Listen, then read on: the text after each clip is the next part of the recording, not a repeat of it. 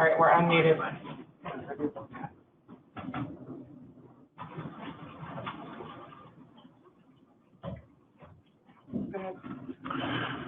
All right, good morning, everybody. Can you hear me okay? This is Tony Rocco with the division, getting started here on the second Technical Model Code Review Committee meeting. All right, just took us a couple minutes to get set up here. So the agenda for today's meeting, just want to cover that from a high level here and then turn it over to the committee co-chairs. So we're continuing to review the existing organ amendments to the 2017 Res Code, significant changes to the 18 IRC model code, and then some of the division technical staff proposed amendments to the 18 IRC. There's some tabled items from the last meeting that we will discuss, and before all of that, solar ready provisions are slated for discussion. And then after Solar Ready concludes, we'll move on to revisiting some of those things that were flagged from the first meeting, and then going through chapters 2 through 10 and the appendices accordingly. So with that, I will turn it over to Terry Whitehill, Mike Goodrich, co-chairs. Do you have anything to lead the committee on this morning? Morning, Tony. Quickly, at one point during this meeting, this might as well be a good time to do it. I wanted to address, I think that we need to focus on doing a better job of addressing cost impacts of some of the things that of some of the provisions that we're reviewing here. Typically in these processes in the past, we've identified that as a technical committee to aid the board. The board is eventually required to make a fiscal finding when should they choose to accept our recommendations. And so I think it's important that this committee provide at least some basic guidance on where we feel there might be cost impacts and a range at least. Anything to add to that, Terry? No, I think that's right, that we can work on that.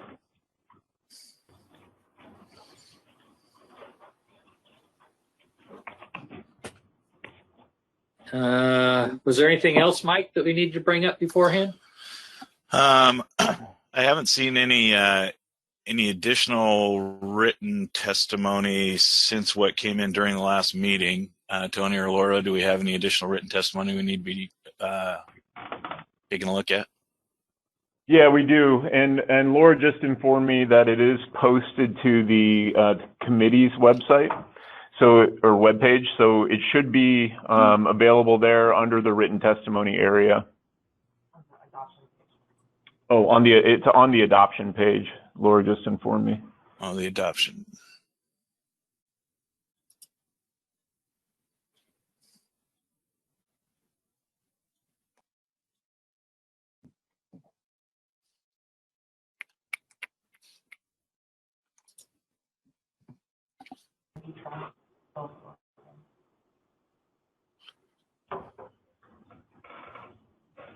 And the testimony, Mr. Chairman, is from Energy Trust of Oregon and Solar Oregon.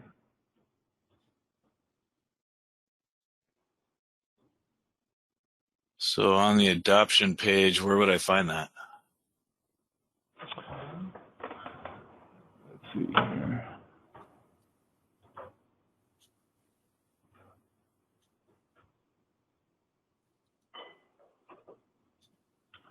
So if you navigate to our home page. Yep. And then if you go to Code Programs. Okay. And you select Residential Structures Program.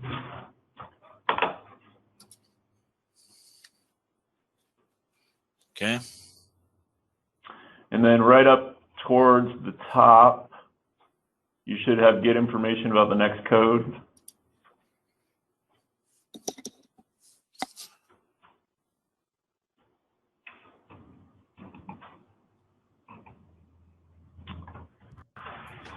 I see it at the bottom under public comments. Yep, you got it. It looks like there's some from Mike Moore at Newtone that's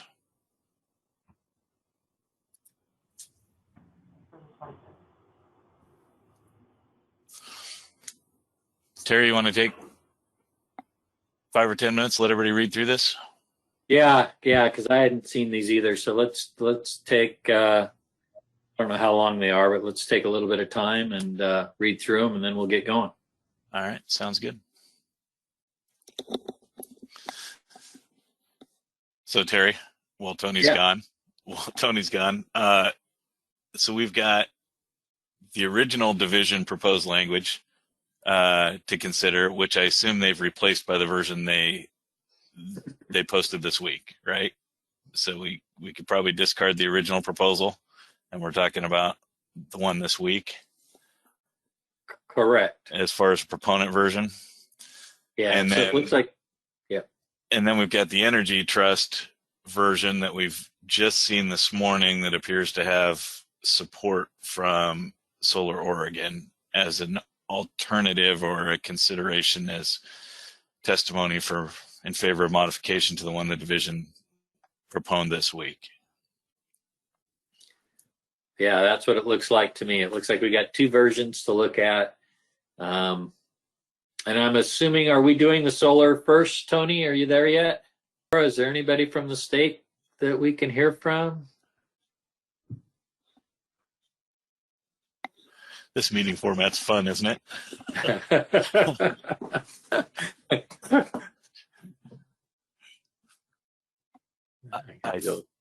I think Laura said that Zach Schneider wanted to present oral testimony on this issue.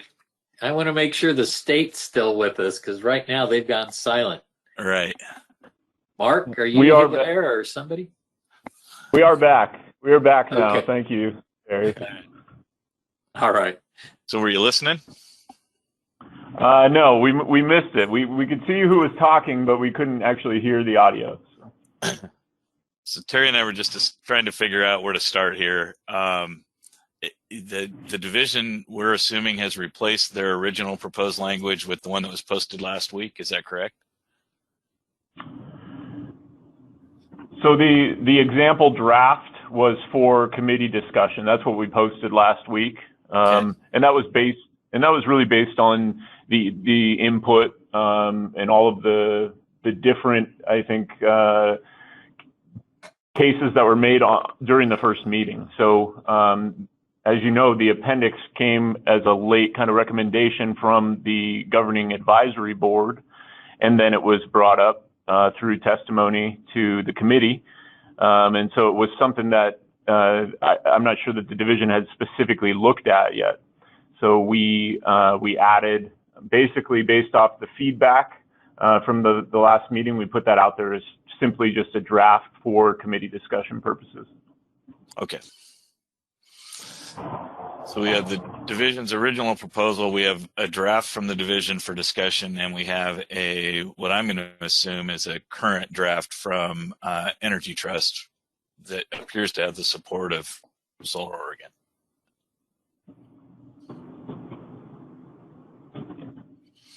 From the testimony.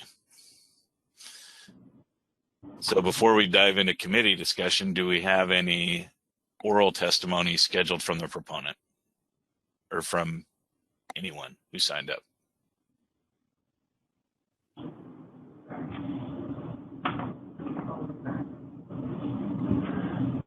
Mr. Chairman, I think it's only Mr. Snyder has signed up to provide oral testimony. All right. Are you ready? Yeah, I'm here. Should I go? Yes, please. Great. Good morning, committee members. Thank you, co-chairs, and everyone for having my testimony today.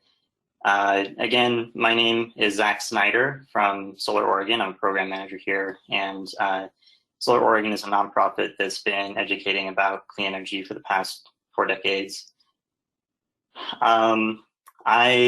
Thanks for reading over my testimony. I will just reiterate a couple of points in the testimony. And so the original Model T is that was discussed on August 3rd is a really strong, robust, solar-ready and the copy submitted for staff discussion from BCD. Thank you to Mark Heiser for walking me through that a little bit. It's from Solar Oregon's perspective, what it does is it condenses down some of the language in a way that I believe will be confusing for builders.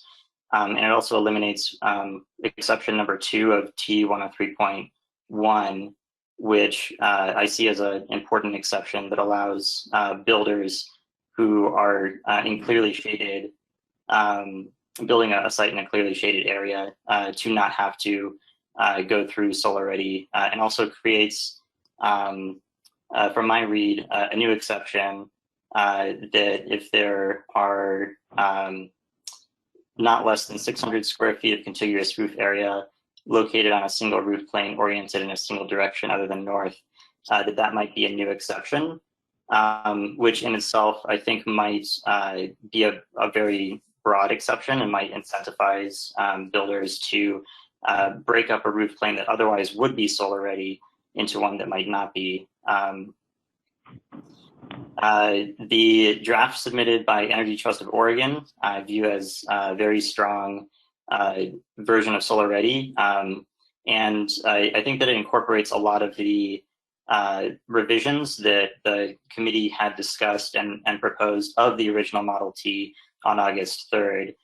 For example, the Model T, there's the T103.6, which is the capped roof penetration sleeve, which is removed, and also T103.7, the roof load documentation.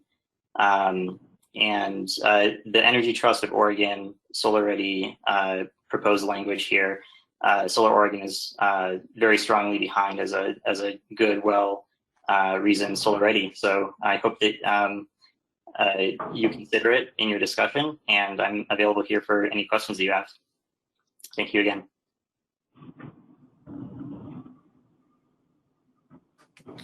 So I've got a question for you.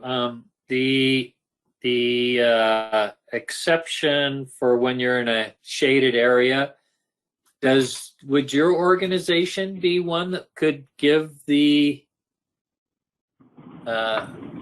a letter or something that would state that that is correct for a site? I mean, how do we get something set up where we have some kind of other than the local jurisdiction that can give us an answer to that one? That's a great question. I had a conversation with Mark Heiser, and it sounds like third-party verification may not be something that's easy to wrap into code. That's something that Solar Oregon potentially could do. I know that solar installers can do that very easily. I also believe that it's something as written in the Energy Trust proposed language here, exception number 2, a building where all areas of the roof would be otherwise meet the requirements of section T103 have a total solar resource fraction, which is already defined in Oregon code, less than 80%, or are in full or partial shade as a result of trees or obstructions located off-site between the hours of 9 a.m. and 4 p.m. annually. And that language is from Energy Trust of Oregon's Solar Ready specification. And the second part after the or is a prescriptive path that should be easy for builders to certify of their project when they submit it to the for review.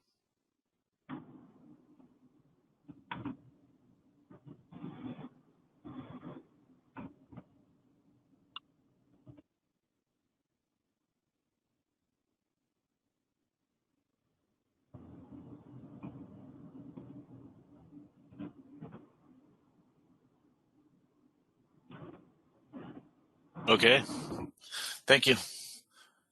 So Laura and Tony, was that all the oral testimony we had signed up? Yes, Mr. Chairman. Yeah, for this issue, correct. All right, Terry, should we move to some committee discussion? Yep. What do we got, committee?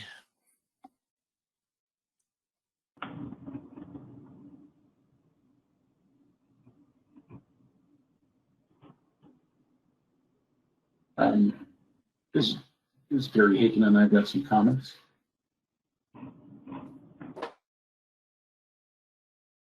And can you hear me okay? I guess we can. Yep, Okay, we can hear you. Go ahead. Perfect. I guess I'd say is, although I'm certainly supportive of the installation of solar energy by those who want to do it, I'm not completely comfortable with putting this level of restrictions in the code. It adds some costs, albeit fairly modest, but it also adds other restrictions, I guess, to builders. Frankly, it's not saving any energy today. It's not going to save any energy until the actual installation of solar happens. So by definition, even if it costs $1, it's not cost effective to begin with. I also, although we'll be requiring this of all new homes, that a relatively small percentage of homes will actually follow through and install solar. Also believe that if a homeowner really does want to install solar, they're not going to let the fact that their home isn't solar ready prevent them from doing so, and they'll go through the process and bear the expense. I was okay with the original BCD proposal, and still would be okay with the original BCD proposal as to comply with Executive Order 1720, but right now not supportive of these expanded requirements. So those are my comments. Thank you.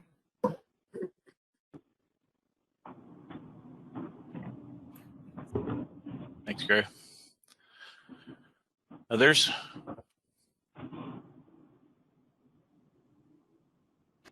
After looking at BCD's proposed language that they changed on, I think it was the 13th, looking at it, talking to my staff, we're mainly supportive of it. Looking at the language for the exception, we did float a couple ideas around with different people about possibly rewriting that exception, because there's a lot of information there that could be confusing to just a layperson reading it. A lot of it's already captured in, say, the scoping document for the ORSC. So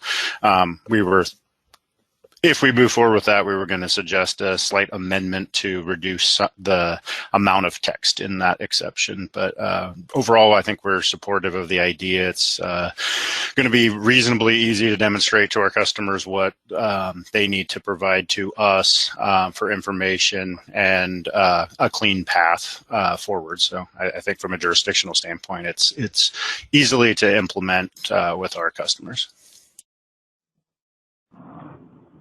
Hey, Jonathan, I missed this is Chad. I missed the first part. Were you talking about the original proposal or the Energy Trust proposal? The August 13th, I think it was, around Thursday last week, BCD proposal. I think that's the one that's up on the screen, right, Jonathan? Correct. Yeah, it looks like the one that's up on the screen. And I ran this one by our plan review group, and they thought it was workable also.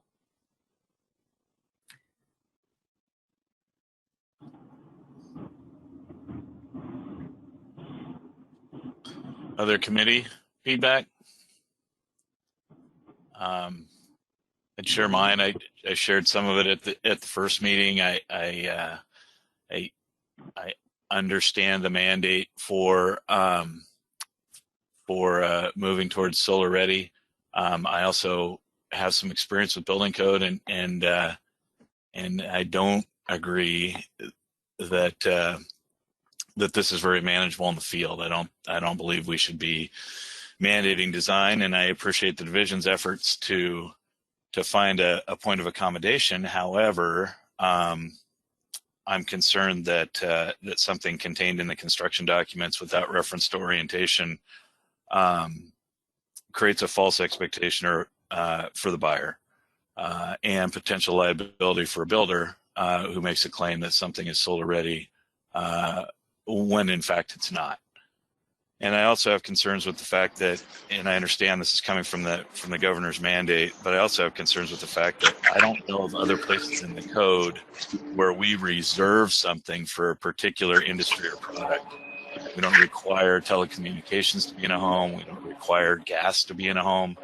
And yet here, and in fact, even with EV, where we provide accommodation for it, we don't label that EV accommodation as only for EV. And I think it's an untrue path for the code. That's where I'm at with it. I also support the original proposal. Mike, in that case, if you're concerned about, a liability for a builder down the road, wouldn't a more defined approach in the code protect the builder more than a abstract or a lesser defined path? Like, yes, if it's clear it would in the code. I'm sorry. Go ahead. I'm done with my question. I was asking you to just. Oh, I was sorry about interrupting you. I was just trying to respond to the question. I do agree that more robust would lead to delivering on the expectations that we provided. However, that would assume that I agree that robust of an approach, that the roof design approach belongs in the code, because we are getting into things like shading that is not covered by the code. And we're getting into design factors, and we're getting into the ability to define that area. And what we've heard on the cost impact so far, previous testimony, was that these third-party solar providers would be willing to provide it, yet we don't typically rely on a third-party provider to demonstrate code compliance. So I have concerns with the basic premise and with the compromise, frankly.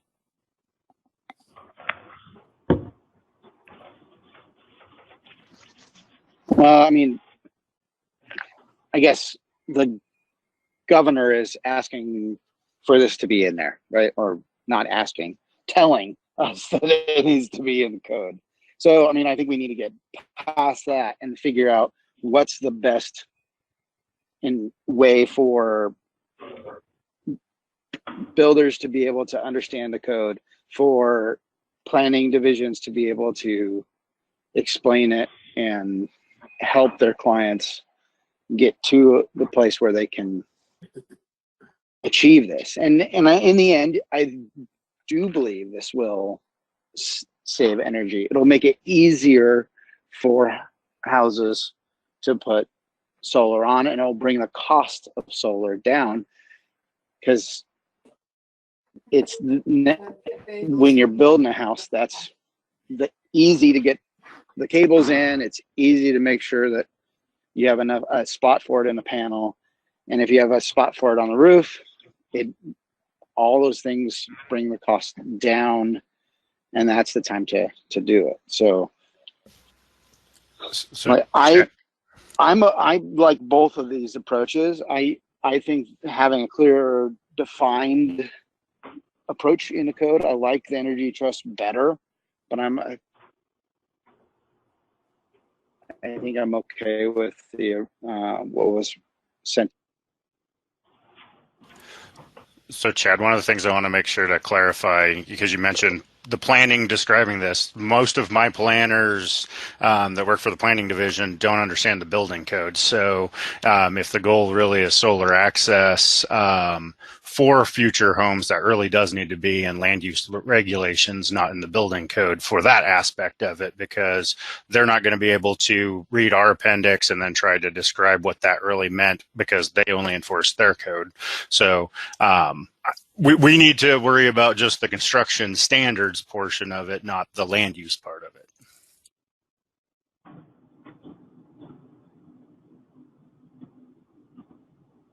Sorry, you're right. I didn't mean land use planning.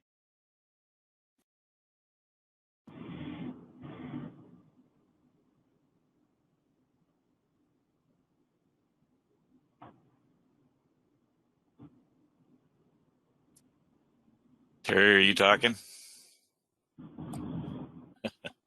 Yeah, I just asked if there's anybody else that had comments.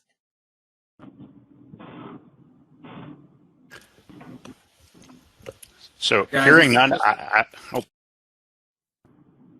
Yeah, I just think it's probably important here to look for a middle road. And I think a lot of us are supportive of the executive order, and we're getting lost in the quagmire rhetoric and devil's in the details here. I think that we probably need to suggest to push something forward and be careful not to get lost in just the conversation. That's all I have to say. All right. Anybody else?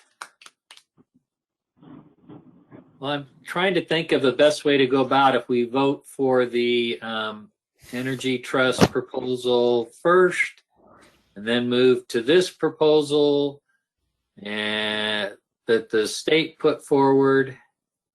After that, seems like that might be the appropriate way to go. What do you think, Mike? Well, according to what Tony told us earlier, when I asked the question about whether or not their new proposal replaced their original, I think I heard that their original was still in play and they'd only attach the second one for consideration. So if we're going to vote on the Energy Trust one, I would also propose a vote on the original Building Codes Division proposal. Yeah, I would agree with that. So it seems like we need to, I was going to start with the most robust one, let's say, then move to the one that's on the screen, and then after that go to the original one that the state had. How's that sound? Okay. All right. So we're back to the one that we received this morning that we just looked at. The marked up one from Energy Trust. Tony, can you pull that one up so we have it on the screen? Yep, I'm working on it right now. Thank you.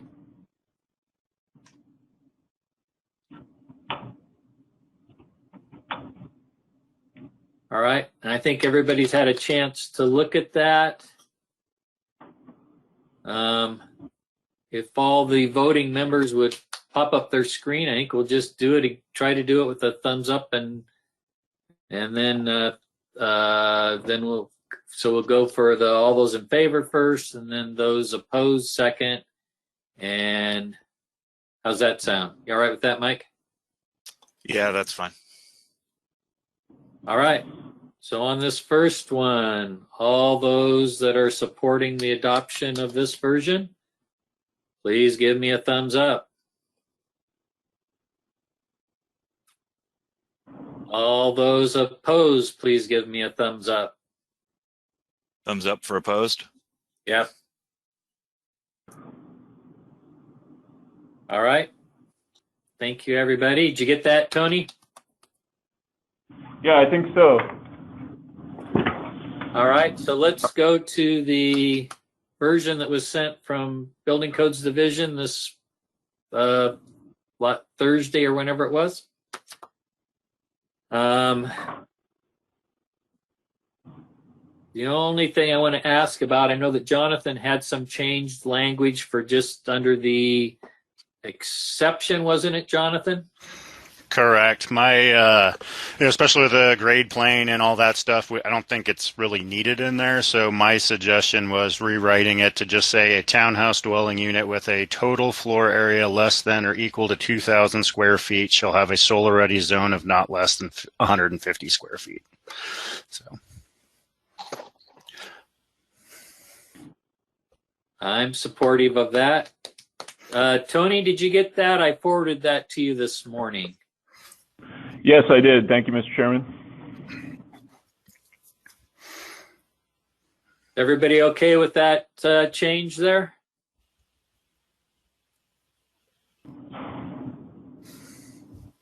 I'm all right with that.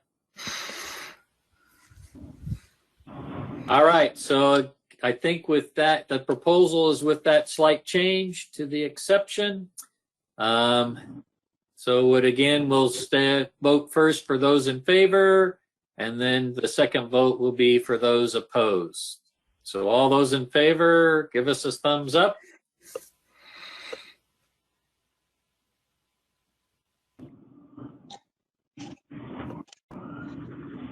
All right. And all those opposed?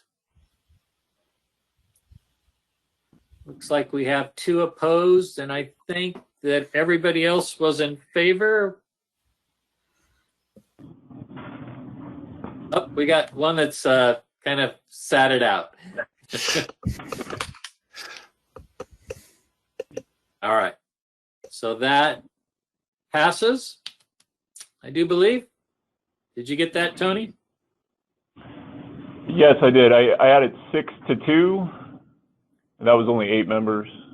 That's correct. One was kind of Okay. abstaining, I think. Okay.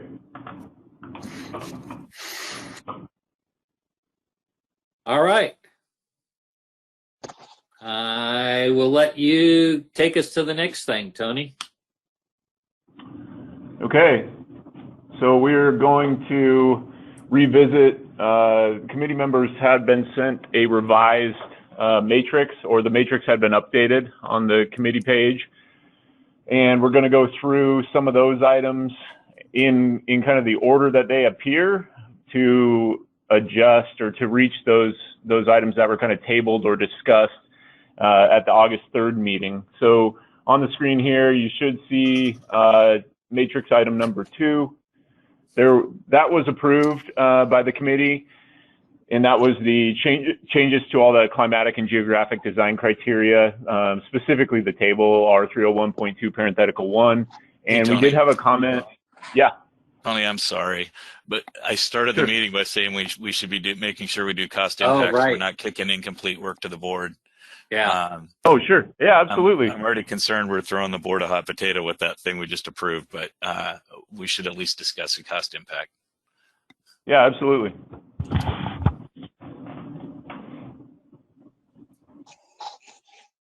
Yeah, I don't know that I think as you brought up earlier, I don't know that the cost impact is super huge. I think the impact is more on leaving space available. I would argue that there's absolutely a cost impact in running either wiring or conduit raceway. And Yeah. I thought Gary put it well. We're proposing to put it on every home in Oregon, regardless of how many of those adopt the technology. So I think there's a cost impact there, as well as the cost impact for design, the modification to base plans, and even if it's reflected only on the site plan, depending on the jurisdiction, we've got admin time into creating that and getting the review. Yeah, I think that even if we went to the original Building Code Division proposal, we would have had that same cost. That's kind of the minimum one to meet the governors. So what we've adopted, I don't think changes that number any from what the original was, but you're right, there would be a slight cost increase. You probably have a better idea than I do on what that kind of a number would be on a house for running the conduit or the wire. I'm not sure I could put a number on that because it would depend obviously on the home in question, single story, 2-story, complexity of the joist system. Some of those kind of things are involved. I just hope that the committee would be willing to acknowledge that there's a cost impact related to that. Yeah, I think that's the main one that I see. The changes to designs, I don't know if that's part of what we can do for the cost. Tony, does it have to be direct costs, or can it be that kind of a soft cost? Yeah, Mr. Chairman, my understanding is any cost that would be associated with the change in code provisions. So I think we could say that there is some cost increase for the wiring that's required, and that there may be design costs for adding that to plans stock plans that already exist. In Portland, most of our plans are one-offs, so we don't have that as much as other jurisdictions do. And I've got a cost for production of all these reserved for solar signs too.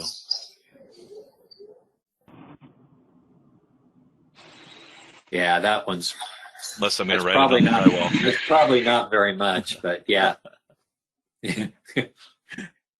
I don't think a sign takes much, but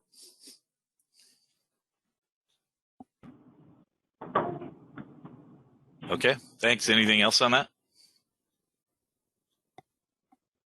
All right. no. All Thanks right. for bringing us back to that. Anybody else have any thoughts on that? Can I ask a clarification? Yeah. Is the cost only an incremental cost to the base code? Or does it, moving on when we talk about cost, is it just the incremental cost to the base code? Or does it also include the,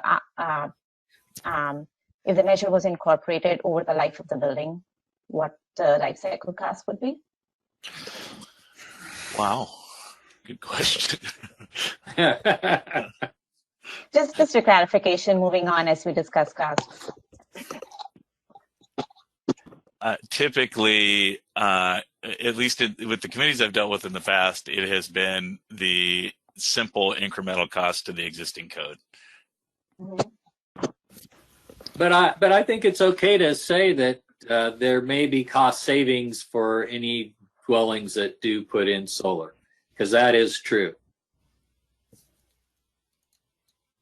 As long as we make the accompanying statement that it's an absolute additional cost to any home that chooses not to implement solar in the future.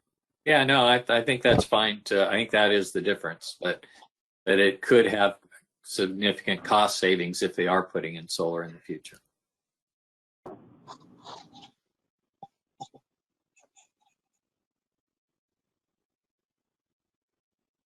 All right, you got all that now, Tony? Yeah, I think we have it captured correctly. I think Laura's on it.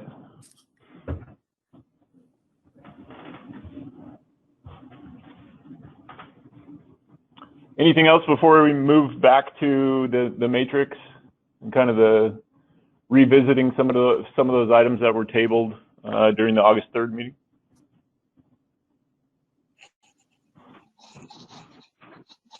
Can you repeat that? Anything further on this, or am I good to go ahead and lead back to the matrix and the tabled items from the August 3rd meeting? Yeah, we're moving on. Okay.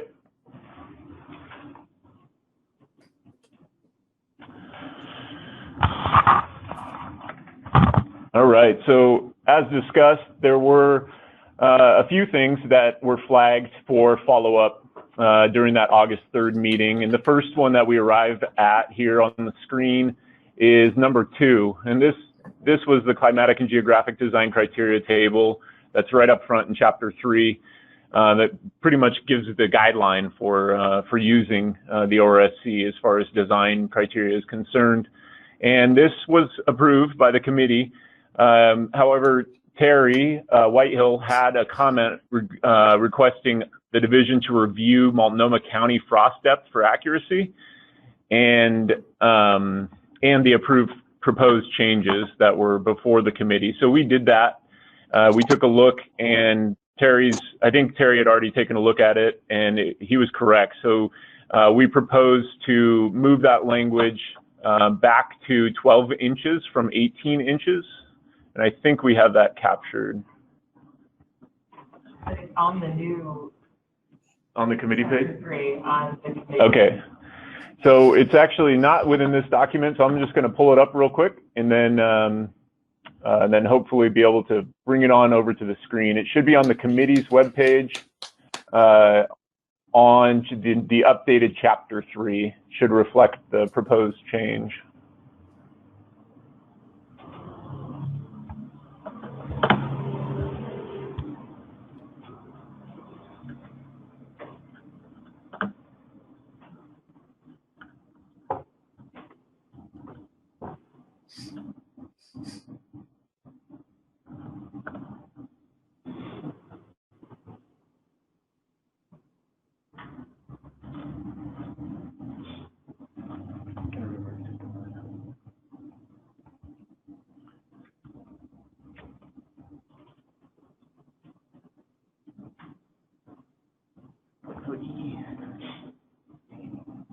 Yeah, I got it.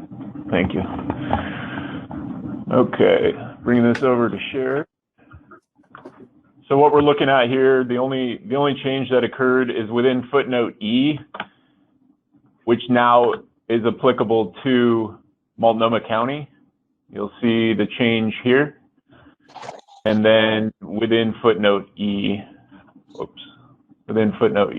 you'll see the addition of Multnomah County, going back to the 12 inches below 2,500 feet in elevation. That looks good to me, Tony. And I think the cost impact would be that it can actually save some a small amount of money for construction. Okay. Great. The next item that we had. Tony, do we need to vote on that, or? It's at the pleasure of the committee. So you can either say, any objections to the change that was requested on August 3rd per the prior approval. You can take a vote. Okay. Yeah. Anybody have any objections to that change? That looks like a no. Thank you. Okay, great. Thank you. So the next item is number 8, and this was an item where we had quite a few things that were kind of in the one section dealing with fire separation distance, exterior wall, fire resistance ratings, and there was a proposed footnote, kind of an option, a design option on the 13D system. That was definitely not something that the committee was willing to or looking to approve. So that was denied. So this item was basically tabled because of the disapproval on August 3rd. We drafted some changes here. So to talk through so that the committee fully understands what we're looking at, there's a couple of pieces to this. So in the charging language in 302.1, you see that we added language where multiple detached dwellings are located on a single lot. Each detached dwelling shall comply independently with table R302.1. So what the intention of that language is really due to exception number 3. So for many times in the past, has there been questions about, when 2 dwelling units are permitted to be located on a single lot, what the expectation is from the code. Now, the code provides long-standing exceptions. You'll see exception number 2 there in front of you. Walls of individual dwelling units and their accessory structures located on the same lot. Well, this was originally this language said walls of dwelling units and accessory structures located on the same lot. So we get into this discussion of terms that are not recognized by technical code, but that are often used in the industry, such as accessory dwelling unit. Accessory dwelling unit does not exist in the Oregon Residential Specialty Code. You're either a dwelling unit or you're not. So the intention of this initial language at the end, the charging of R302.1, is to simply clarify that if you have land use approval that approves you to have multiple dwellings on a single lot, that we default to the table and these minimum fire separation distances independently for each of those dwelling units. And now where it doesn't meet the definition of a dwelling unit, then it would fall under those accessory structure contemplations and the definition in Chapter 2. The second thing that was added in here is really number 6. Number 6 says attached decks that are exempt from permitting by section R105.2. That's the exception, and it says all other attached decks shall be considered projections for compliance with table R302.1. And this language you see here now reflected in footnote C next to projections, and the new proposed footnote C clarifying that those attached decks not exempt by section R105.2 are considered projections. This is a long-standing International Code Council interpretation. They even have an active committee interpretation. I think it's been up, I want to say, for between 5 to 10 years. in one form or another. And so this is simply just reflecting that to give folks some guidance on when we have, you know, a second floor deck, let's say, projecting towards or into that minimum fire separation distance that's determined by the code. And then the other item here was the request to clarify the blocking. So you see the added language in footnote A, and I believe that came from Mr. Whitehill and also Mr. Balkema, talking about the fire blocking. So that is the draft proposed language to address that. So there's a couple of moving parts here. Mr. Chairman, I will turn the discussion over to you. Thank you.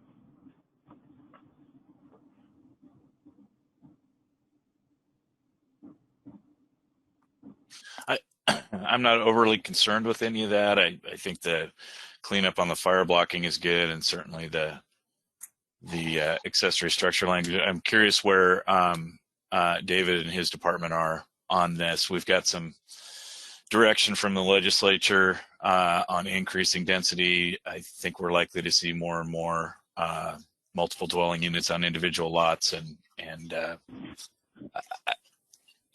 I guess I have a little bit of concern about what's the possibility of anything in here creating a situation where we're not able to comply with what the legislature's been trying to do to increase density and affordability and diversity within their program, but we obviously have to keep them safe. So is there any room in this, David, or is this it? I'm comfortable with this and looking at it. This does follow, as we kind of outlined, some of the projection arrangements that ICC has had for a long time. So I'm good with that. As far as more than one structure on a given property, we currently apply the hose reach criteria where all exterior walls of the exterior, all portions of the exterior walls of the building must be within 150 feet of hose reach, and that would apply. There has been some exceptions for windowless sides and rated assemblies, so that's in more of a commercial setting, but I could see that being applied here if there was some issues. But I like what BCD has done here and applying the minimum fire separations. So I think we're good with it.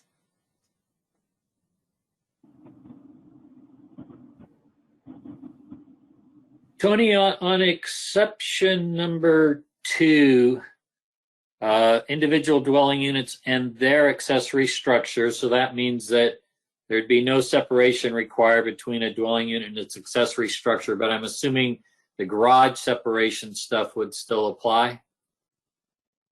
Correct.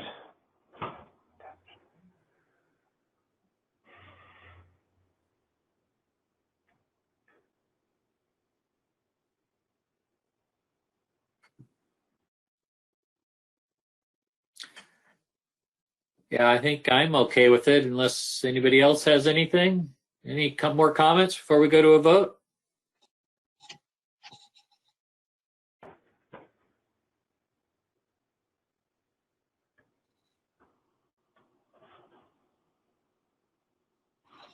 I'm good. All right. So all those in favor of accepting the changes, give us a thumbs up. All right. That looks like everybody that I could see. Yeah, Mr. Chairman, I had 8 on that. Is that correct? Yeah, I think somebody I don't think was giving us their picture. Okay. Who's missing? Is it Chad? Yeah, it sounds like I'm hearing from Laura that Chad had to leave, so Okay. We'll take the 8 affirmative there. Thank you. Yeah, and I think cost-wise, I don't know that it's adding that much cost. What do you think, Mike? Yeah, hard to define. I don't see anything that I can hold on to there for a cost increase. Yeah, I think it's fairly new. There might be some things where it's saving, and maybe a little. I don't know that there's much added because it gives more flexibility too. So I think for the most part, it's actually just clarifying what's already been in practice for the most part. Yeah. All right. Thank you. Great. Thank you. Okay, so we're moving to the next item. There was some discussion in 302.3 regarding two-family dwelling separation and what happens when those two-family dwellings are located or separated by a real property line, which is, I think it occurs quite often out there, and it often falls to local alternate, local building official consideration if the builder wants to structurally connect, the two-family dwelling across that real property line. Mr. Balkema identified that there's really not any, linear paths in code to provide some guidance to, particularly for the separation of those two-family dwellings separated by the real property line. So here is our draft language in front of you based on the committee's interest in the initial meeting. So you see a new subsection, R302.32. The amendment, just for note, up in R302.3 is longstanding Oregon amendment that is being added on to for clarification. The deletion of foundation has occurred since the 2000 IRC. So that's one part, kind of unrelated to this. And then you see that first subsection there, property line separation, where a two-family dwelling is separated by a real property line. Dwelling unit separation shall be provided in accordance with one of the following, and then provided some design options for the designers and builders there. So either you can use the townhouse provisions of section R302.2 as applicable, so that would be the common or modified to our wall.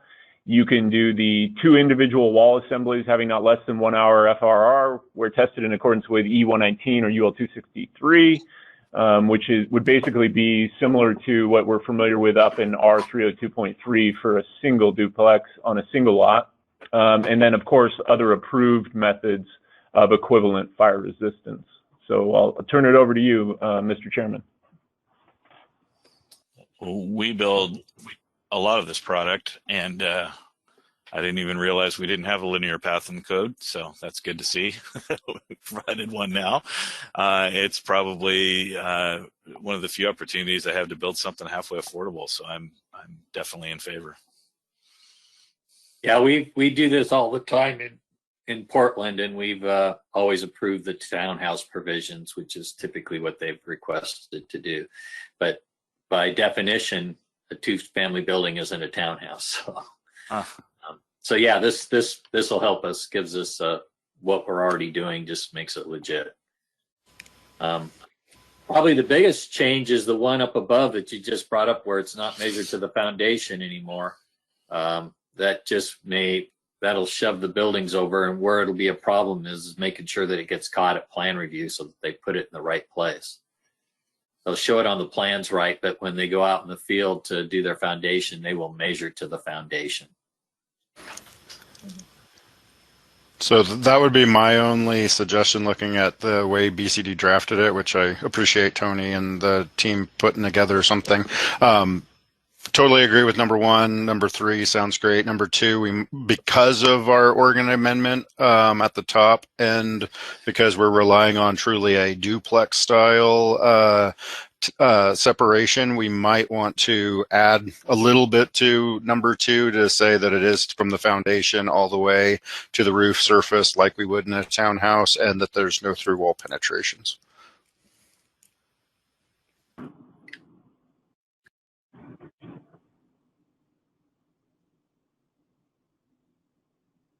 Interested in your take on that, Tony. I just want the ability to build it like we do a townhome, basically. I think what the builders are looking for. Yep. Yeah, thank you, Mr. Chairman. So as Mr. Balkema said, I mean, that's what the townhouse provisions do, which the longstanding, the duplex provisions or the two-family dwelling provisions do not. The longstanding, so for the last 20 years in Oregon, the word foundation has been deleted from R302.3, and the continuity extension is basically from deck to deck, not from top of foundation to underside of deck.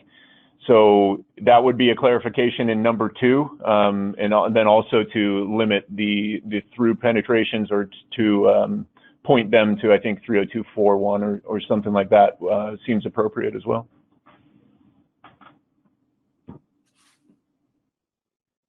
Okay. David, are your folks good with this? Yeah, we have not experienced, I don't think, any real issues with this. For the most part, we, from a firefighting standpoint, look at it as just one building. We presume there's a wall and a rated assembly in there, but we don't know the age. We don't, unless it's visual with a parapet, we just assume it's one big building. So we're okay. We love that there's a separation in there. It really does help.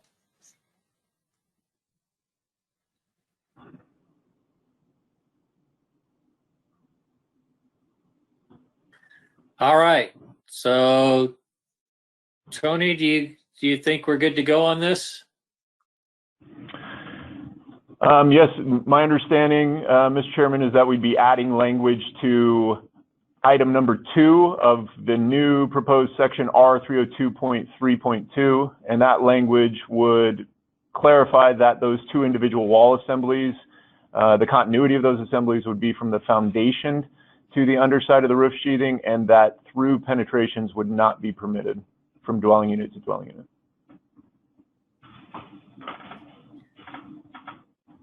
Yeah, the only question I have is, like with the townhouses there at the roof, we keep things away and we rate a little bit of the roof. Are we okay with it just ending there at the roof and not have any of those kind of restrictions on it?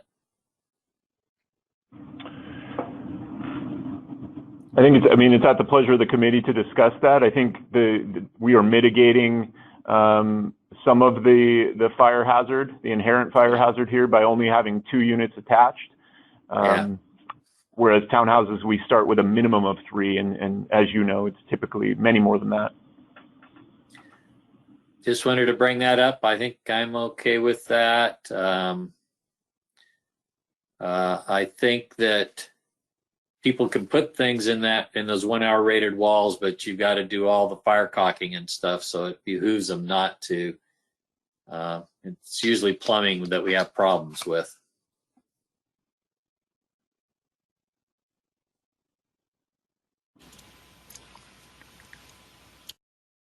We're ready to vote?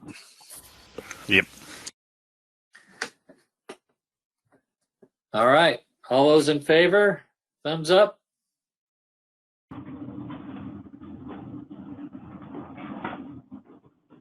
All right. Thank you, everybody. All right, thank you. Cost-wise, I think it helps again. Yeah, it's more a clarification of what I think most jurisdictions are already doing. Yep.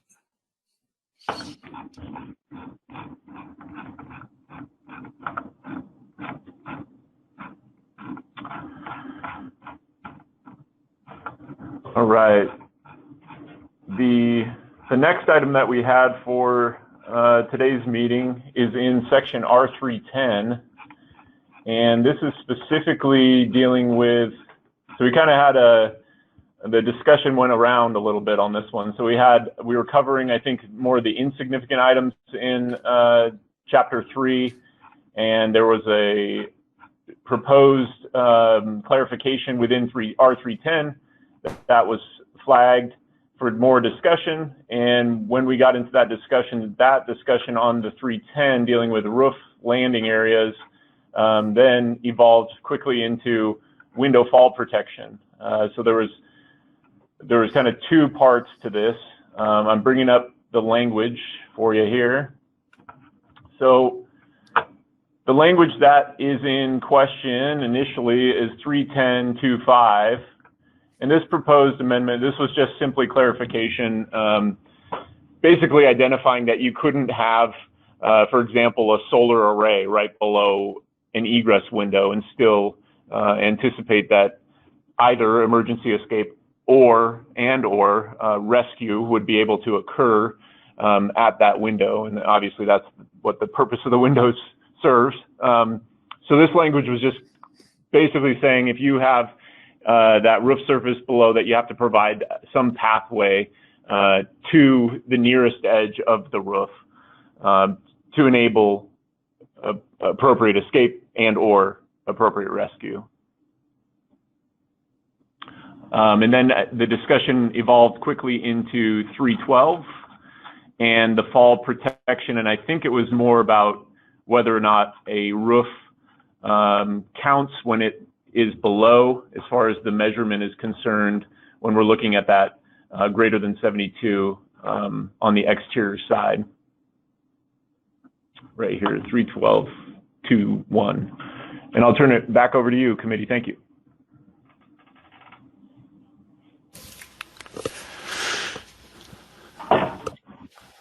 So unfortunately, this was one that I brought up just in clarification since we were amending 310. Basically, the question I had was, because I know as most jurisdictions we struggle with this one because it just says or other surface below. The original question I asked was, would it be appropriate to add the 36-inch dimension from 310 over to 312, so that way at least we have a minimum size that's comparable in between the two code sections, so that way we had something more than other surface, because I know I've had those conversations with a little 8-inch to 12-inch eyebrow projection that's there for really an architectural element more than a safety element. So that was where we originally started when we were discussing it last time. Sounded like there were some interest to remove the option for a roof completely. So I was tasked with coming back with some language. And as I was playing with it, I came up with 3 very simple options that will float across. The easiest one is, in all cases, taking out other and inserting floor if we just simply want to say floor surface below, which I believe was one of the discussion points that we talked about. The other one would be just putting horizontal surface below, which would be similar in the context, but not limit it to floors completely. So if we wanted some flat roofs or something like that, we potentially could do it. Then going back to my original thought, the third one was, again, striking other and a minimum 36-inch horizontal surface below. Yeah, I don't think I like the minimum 36-inch floor. I kind of, really about the only thing that there would be below there that would have a guardrail around it would be a deck surface. Otherwise, anything else down below wouldn't have any guards around it and would make me pretty nervous.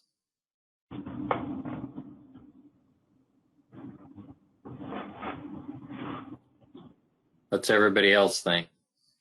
So just to clarify, Jonathan, because I got confused last time too, you're not proposing any changes to 310. We're only talking about 312. Correct. I don't have any issues with the 312 or 310. I understand where BCD and the model code was going for. Want to make sure we have an actual path to get us out. So that part was fine. It was more, since we now put a dimension there, should we carry that dimension over to a very vague provision to give us something to actually hold our hat on for you guys as a builder, us as the enforcement side of it, to say, no, that didn't work. And so if I understand, you've run into problems with people specifically picking up the language other surface below on the exterior of the building and trying to make the argument that little teeny eyebrow roofs work as fall protection. Correct, because they're trying to say, well, see, there's a surface below. Why do I have to put that on there? Is surface defined in the code any better than it looks here? No? No. Oh.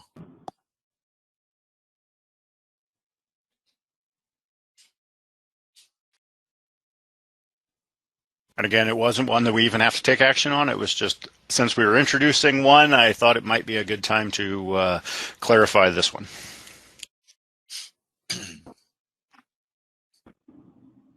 Well, I'd be surprised if it was anybody's intent to allow little eyebrow roofs to work as fall protection, or even significant sections of sloped roof for that matter. Yeah, I don't think it is either. It'd be nice to get that clarified, though, a little bit better, I think. What's everybody comfortable with? Are you comfortable with flat surface, or which is typically 2% grade, I think? Or you want it to just be a deck type surface that has a guardrail around it?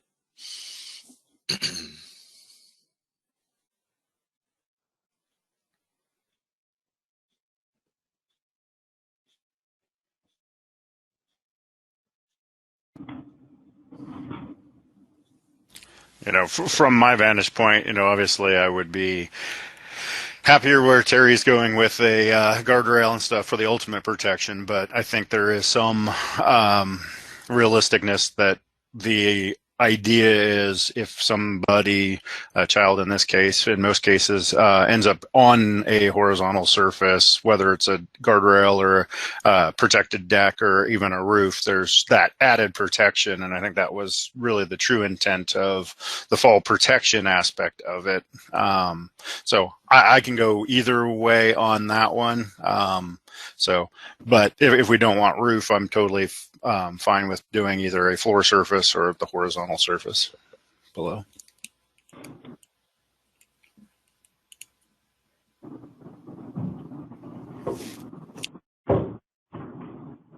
I guess I could see or visualize conditions where you had a flat roof that would be perfectly safe as a landing spot for somebody falling out of a window, but wouldn't normally be required to have a railing. But I don't know. We're nitpicking at that point too. No, we are. Unfortunately, as we were floating the what to do idea around, I was telling people about like my own childhood, and we had our garage off to one side, and pulling the time where you go out the window and go sit on the garage to watch the fireworks and stuff like that. So obviously I wouldn't fall out my window at that point, but if I did tumble down the garage, of course I would fall. But Yeah, I think even in Portland, we have people trying to call that a surface below a window, a sloped roof or whatever. So be nice to maybe limit that a little bit.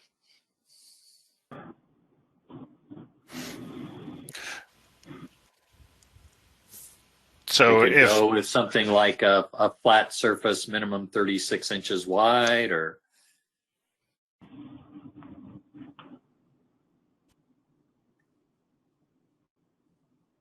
that would work for me. So we could do a minimum 36-inch flat surface below the exterior of the building.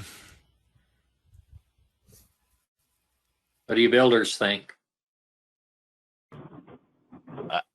It's fine by me. I'm certainly not going to claim anything less than that. Should provide an exception for fall protection out of the window. So Yeah. Carol, what do you think? I think I would define it a little bit better, and I think it also doesn't restrict it so much that it's going to add, any extra cost or anything. That is just going to define what kind of a surface that is. So I think having a definition is definitely helpful.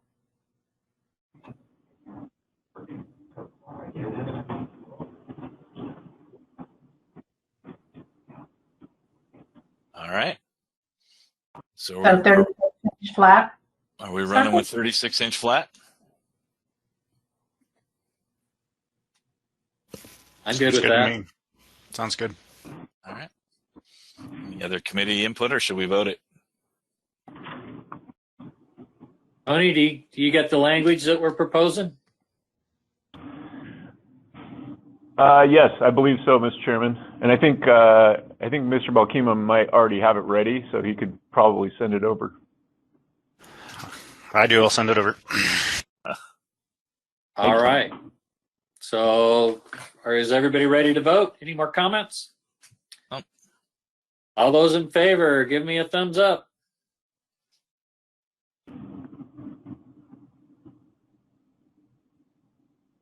We lost one. Shilpa? I think that's all we have, Tony. Okay. At Any 7.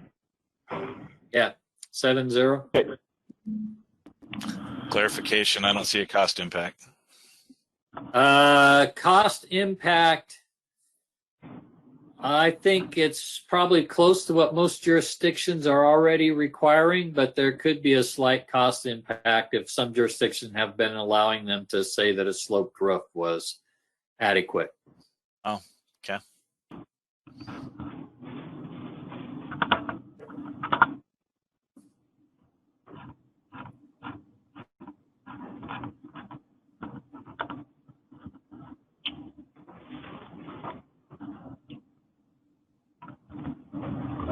All right, Mr. Chairman, we have item number 16. It is section R324, and it is proposing to align the solar energy system installation provisions with the model code by modifying the amendment path to Chapter 23 of the ORSC and then on to those prescriptive, longstanding prescriptive installation allowances of Section 3111 of the OSSC.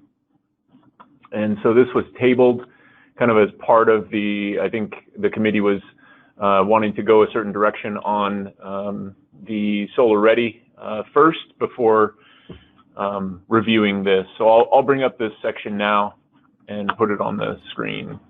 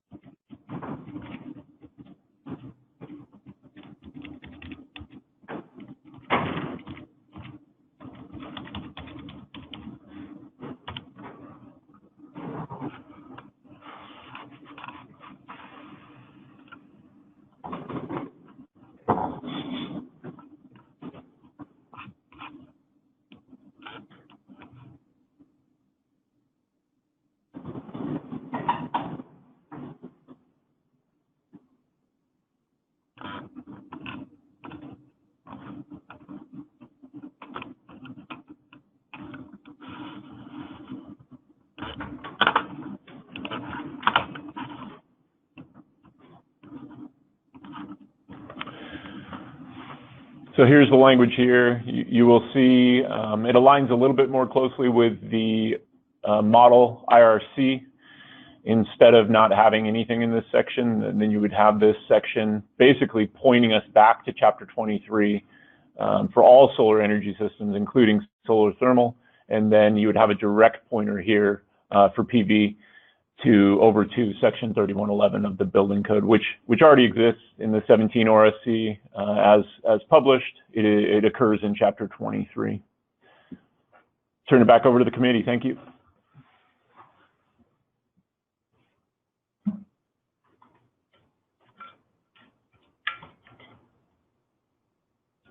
Anybody have any comments?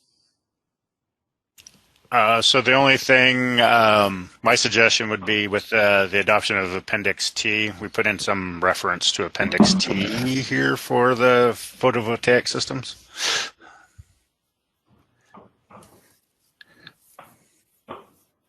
That way we have a pointer.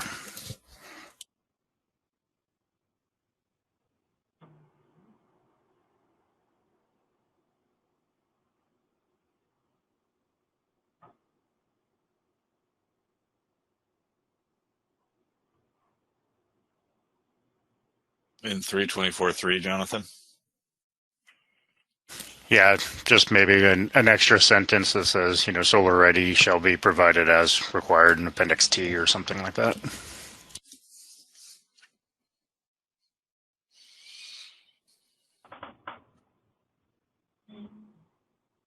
Tony, you got that? Yes, Mr. Chairman, makes sense to me. All right. Any other comments? Let's take a vote.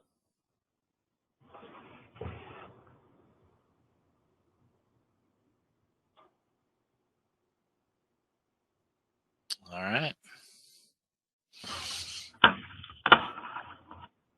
Elpa? Oh, perfect.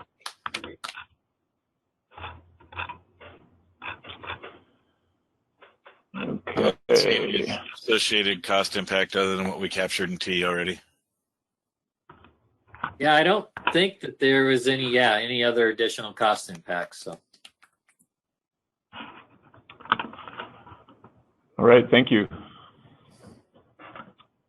The next item that was tabled at the August 3rd meeting, also kind of part of that solar discussion in general. This is alignment, proposed alignment in Chapter 9 with the allowance of photovoltaic shingles and then also BIPV panels integrated into the structure. So we had tabled that, and I'm going to pull up that language as well.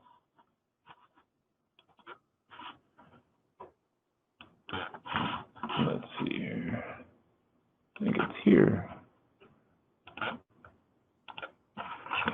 Okay.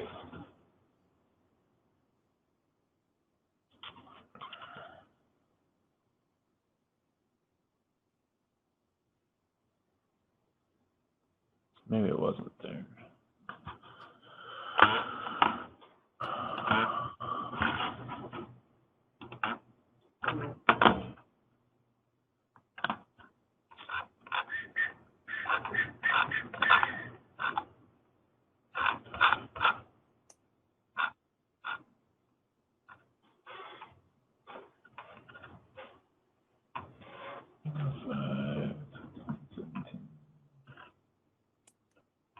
Okay, bring it over here. So here are the provisions.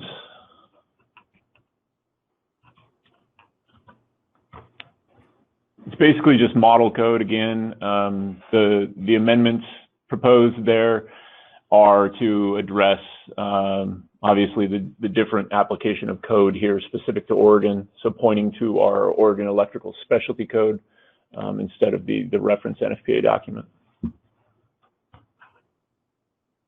I'll turn it back over to the committee. Thank you.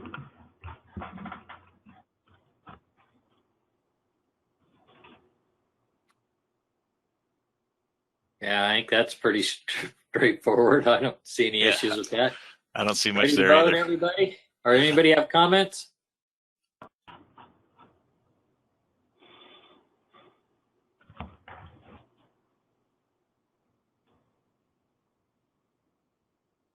All right, there we go. Good. Thank you, everybody.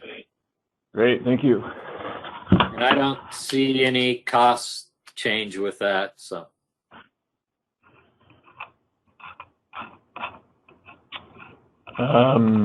Let's see. So before we move to the insignificant items, the less significant changes, are there any items here that the committee would like to either revisit, discuss more? And that would be through 1 through, I think it's 30. Yeah, 1 through 30. So Tony, following our last meeting, I received quite a bit of input on 30, the portal frame bracing and the wall bracing SAM that we eliminated in favor of model code. Started with one designer in particular, and then a couple designers chiming in that one, they had a lot of base plans already developed that used the wall bracing provisions. They felt that they'd worked well in Oregon. They understood that the model code might give them some more flexibility in design, but they just didn't have the time to go back right now and redesign product and redesign or retrain their teams. We've heard from a couple of building officials that had similar thoughts, although I don't pretend to know what all of them think. So I was wondering if the committee might be willing to have a little more discussion along those lines.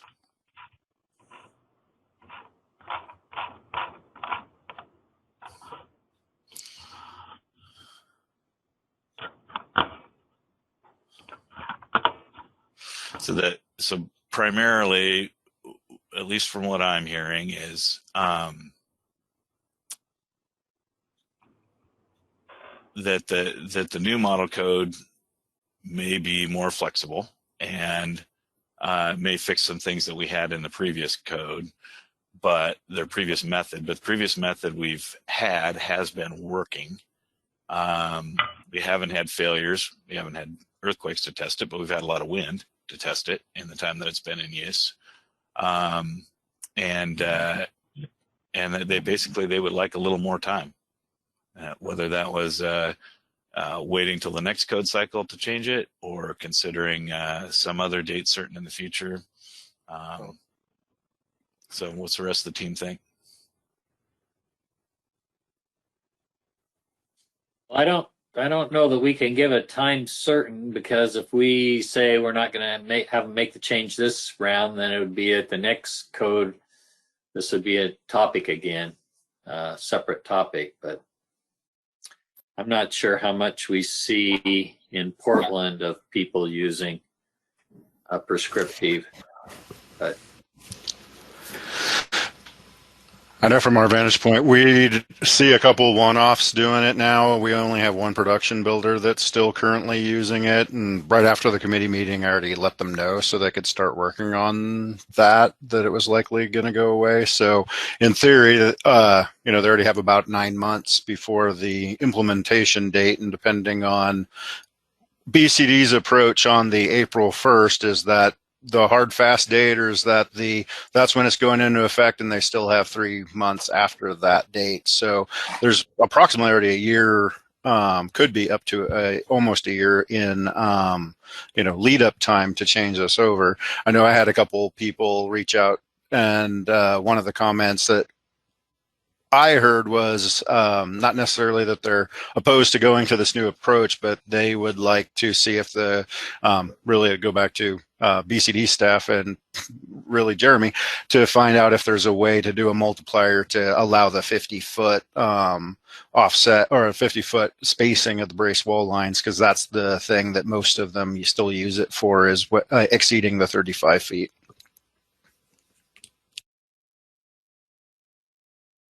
Yeah, I think it must have been the designer you notified that got a hold of me right away.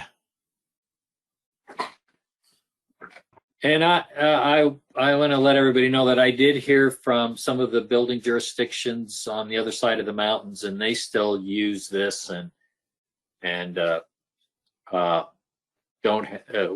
would see it as being helpful to their builders for it to keep those. I think that there is quite a bit of time between now and then for people to make the changes, so I'm kind of have mixed feelings on it.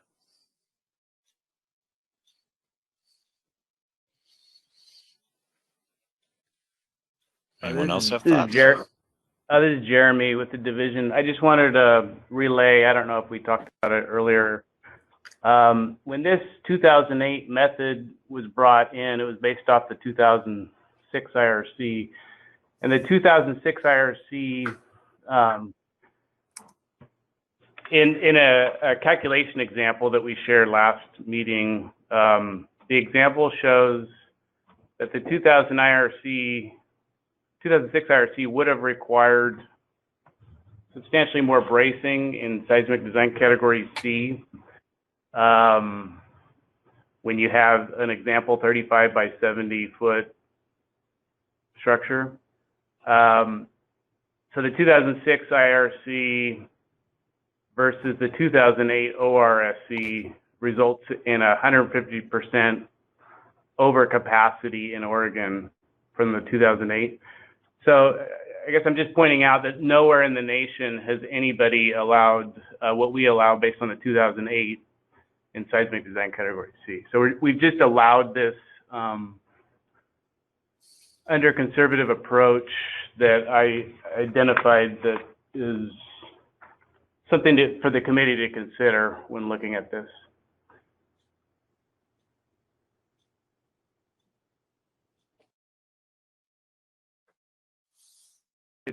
It's commonly used by these designers in the lower seismic because of a huge advantage versus the model code.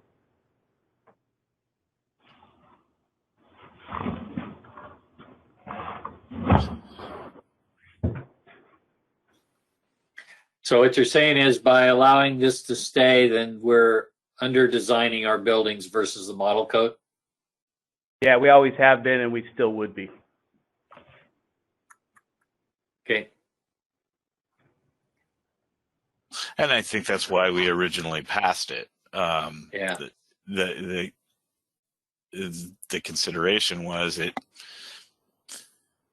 it's an engineering method. You know, there's calculations on there, and there's certainly safety factors built in. I don't have any engineering ability whatsoever to be able to go back and find examples one direction or the other. What's conservative, what's less conservative? I certainly have no idea. I know there's a lot of states around the country that don't have nearly the rigor that we do when it comes to code, but we haven't had any failures, and there's certainly an impact to time and training right now. I understand the concerns of those that are trying to keep up with the building boom and trying to deal with an altered office environment and ability to process plans in their time. So, wanted to bring it back in front of you. This committee's already voted on it, so if you have any pleasure to move forward with changing what we already decided, I would be in favor of that. If not, I understand. I would say based on the fact that it is under designing based on current code, that I'm probably not in favor of keeping it. I think one of the other considerations is we, as a committee, did move to the more robust map approach. So we do have several areas that would have previously been by the county look of being a seismic D, which now is going to be a C, like even for the county that I'm in, Lynn County, a greater portion towards the Cascades is now going to move to a C. So they're not going to have to even deal with the seismic portion of it. They'll just be dealing with the wind. So there's a potential that some of the concerns impacts are going to be lessened because of the redividing of the state. Because a lot of people didn't know they could arbitrarily tell us that they weren't a D when they were classified a D on a county approach. Anyone else? Would you be willing to go back retroactively and acknowledge there is going to be some cost impact on this from redesign? Yeah, I think I don't have a problem with that. Again, it's only the ones that are using this method, which, like I say, I think varies from jurisdiction to jurisdictions on how many are using it.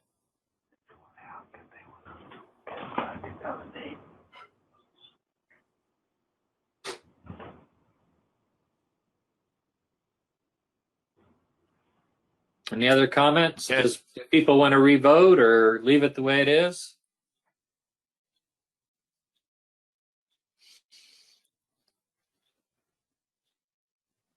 I guess based on the fact that it's a possible safety issue, I would say leave it as it is, but I would just want to be real clear on our ability to communicate exactly what the change was to the supply side and through to the design community from our end. If we do in fact have quite a bit of time to where it would actually come into play, I'd feel comfortable with that. Yeah, and it's probably something we can encourage the Home Builders Association to maybe provide some training for their personnel to help them understand the change.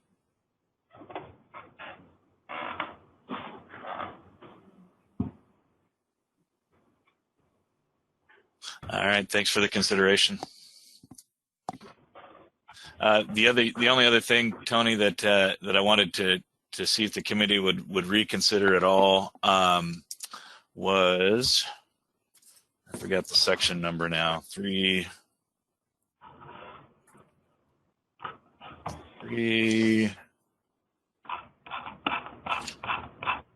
smoke detector interconnection. What is it? 314? 314.4. When we had the conversation about remodeling smoke detectors and interconnectivity and the newfound prevalence of wireless interconnection for smoke detectors, we decided to modify that section as a committee to allow the exception only for hardwired smoke detectors. And some of the justification we used for that was that there was unlikely to be a large cost impact because, and I think the comment was, I don't remember who made it, that most situations were requiring all of the smoke detectors to be replaced regardless because of either age or location issues. And we've had a little bit of feedback from that may not necessarily be true. And there certainly would be a cost impact in some circumstances of doing that. So didn't know if there's any interest in further conversation or reconsidering that one. I do want to be sensitive to costs in this environment. So anyway, thoughts.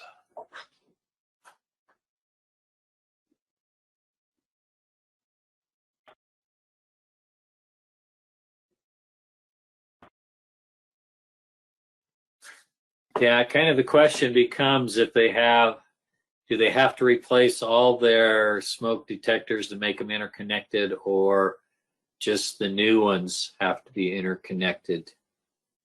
The existing ones can be maintained.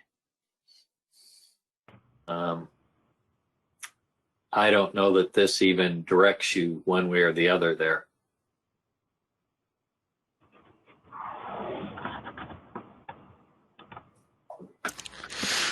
I don't think the way we ended up in writing this one, it necessarily does direct you either way, Terry. I think there's discretion that we'd have as departments on, what level needs to be done. May have been my comment on we end up looking at those devices anytime, because of the way the code was written, anytime that we do an addition or remodel or technically any permit inside the building. So I think that's where that comment came from was, there's a likeliness that you're going to be revisiting whether or not you need to. It's not outright, and sorry if it came across that way, that you have to replace them. It's, be re-looking to make sure that they are. I think NFPA 72 says you're supposed to replace them after 10 years. So, a lot of times they do end up getting replaced. So, it is definitely a cost, and I think we tried to mention that in the original approval that it was going to be additional costs. Okay. David? I think our involvement on the fire service side has been upon fee conveyance of residential property, people end up upgrading their smoke alarms because they are older than 10 years. We have been following, at least in our office, the concept, whatever was approved at the time of construction, we have allowed to maintain. So I think there's two different aspects. There's those times when they're not doing any construction, which is the one the fire service most often is involved in. And then there is the time when you do the remodel. And we've been following the best judgments of the building official of what they have required during a remodel and accepted that as, I will say, the way to go. So I'd love to see everything interconnected, but there really is a cost at times in older properties to do that.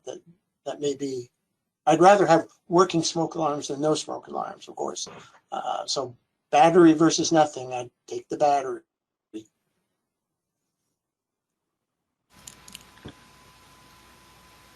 Mike, does that help you with, because I don't know that we're necessarily saying that they have to replace them all, but if, I've seen additions that are bigger than the houses, and, then we're asking for more connectivity.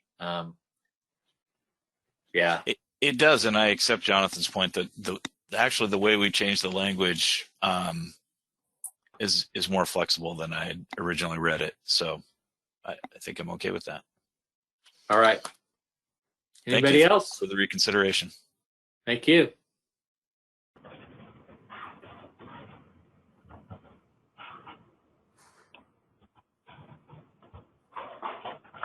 That's all I had, Tony. Okay, great. Thank you.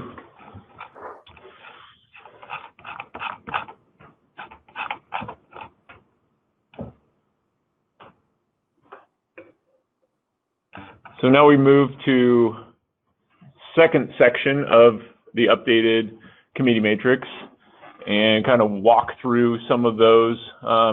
Specific in chapter 2, there was discussion from Mr. Balkima and Mr. Whitehill about the definition of accessory structure and the exclusion of the examples.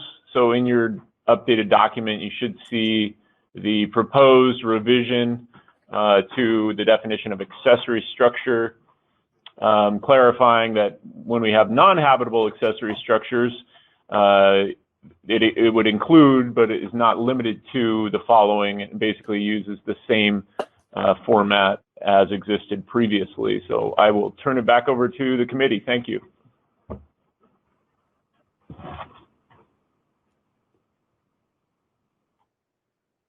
Everybody, any comments? Jonathan?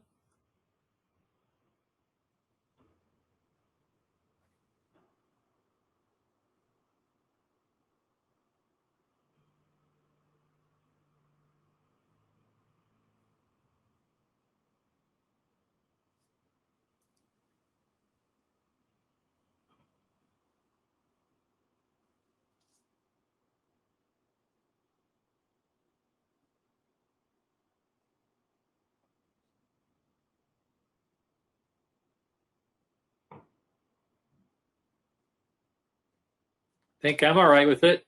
Anybody else? Good here. We ready to vote? Let's go ahead. I think we lost Jonathan. Yeah. All right. All right, thank you. And I don't think there's any new costs associated with that one. I don't see any either.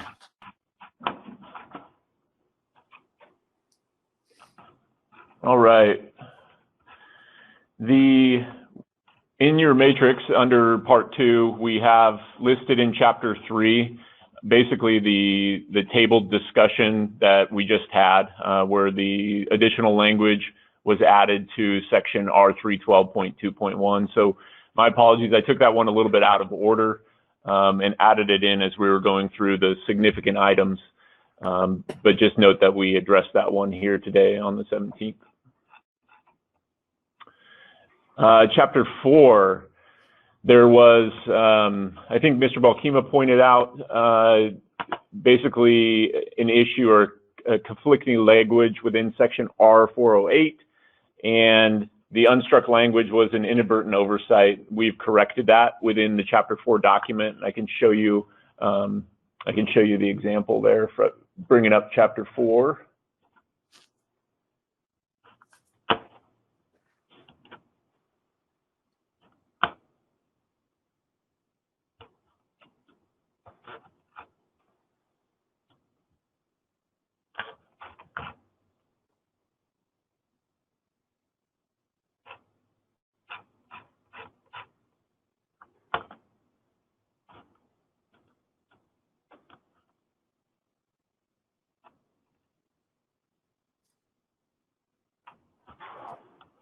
So here's the language in question.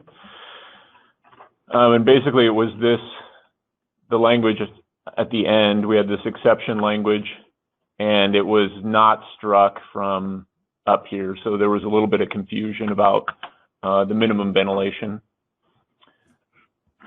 which is an interesting requirement in Oregon if you look at it, because we require ground cover elsewhere in chapter 11. Also elsewhere in chapter 4. So the minimum that is applicable without ground cover rarely applies. The only place would be is if you're doing a naturally ventilated crawl space in a county is subject to mandatory radon mitigation construction. So that's just a side note on that language. I'll turn it back over to the committee. Yeah, no problem there. All right. Nope. Looks good. Great. Thank you. Okay, so then we made it into, I believe we were in the middle of chapter 7 last time. So I'm going to pull up, this is part 2 of the matrix. Again, some clarification and cleanups. On the model code level include updating gypsum plaster standards, not very common here in our state for exterior wall covering. Cement plaster proportions by volume, adhesives for gypboard, water-resistant barrier products installed in accordance with the installation instructions. Again, some exterior plaster, stucco type and listing, some clarifications regarding vinyl siding, some flame spread requirements for polypropylene siding.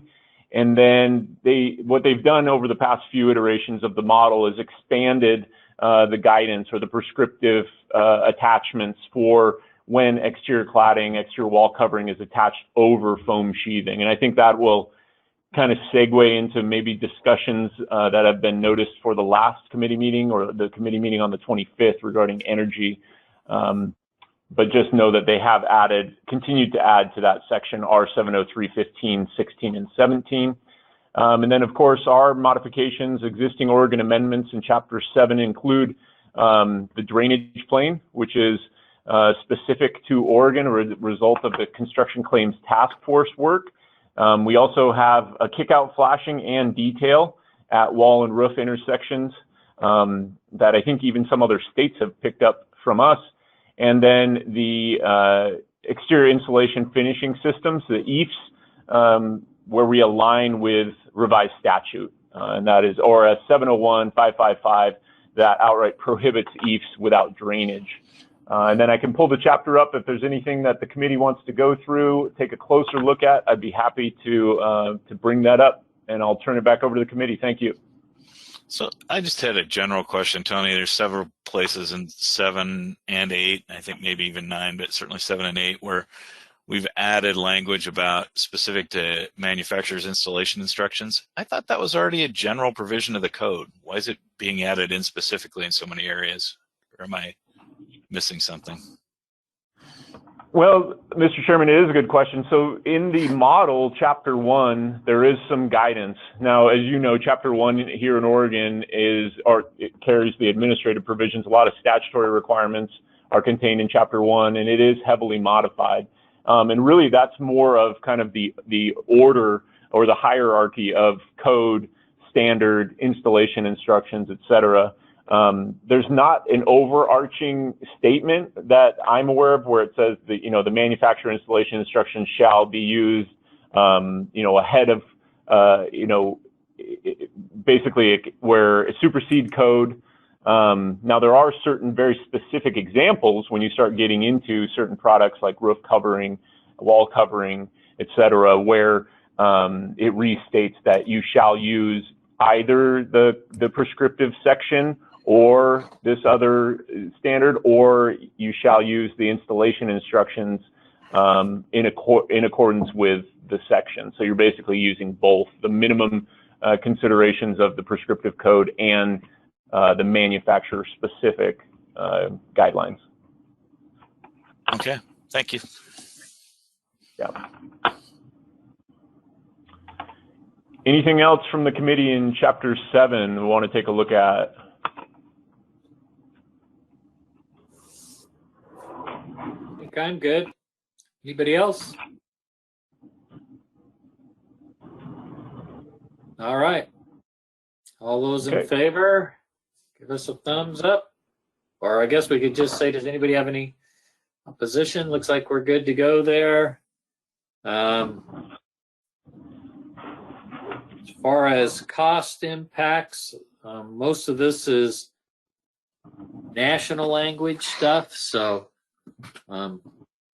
I think it's what the standard is out there now. So I don't know how much added cost there is to these. I didn't pick anything out. Yeah. All right. All right, great. Thank you, committee. So we're moving on to Chapter 8, roof ceiling construction. So some of the model IRC clarifications and cleanups, we have some examples there regarding roof drainage, clarification of collapsible soils, some requirements for FRT treated wood labeling, prefab I-joist ASTM standard update, ridge board continuous ties, hips and valleys support and bracing. They basically reconfigured that section. It used to be a long run-on section, and now they've split that up a bit. Installation of wood structural panels at gable end wall overhangs, and then we get into some cold form steel roof framing spans and listings, minimum vent area location clarification in 806.2 that maybe the committee would like to take a closer look at.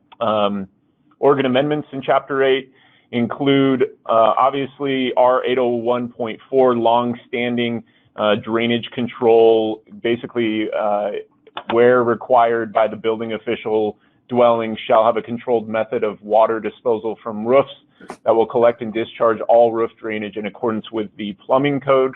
And I know that that is still utilized in various jurisdictions around the state.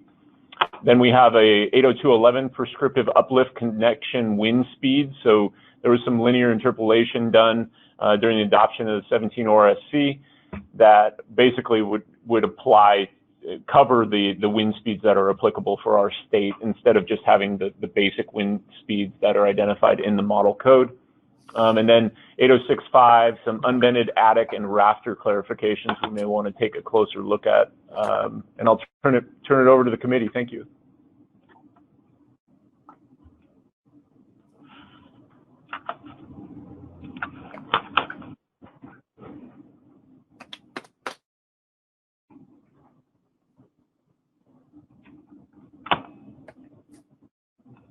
Jonathan, I see you're back with us.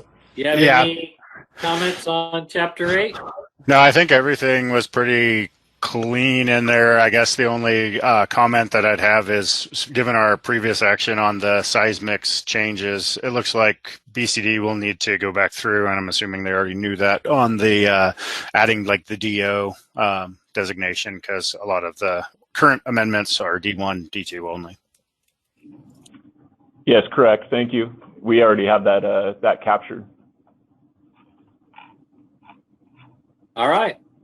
Ready to vote, everybody?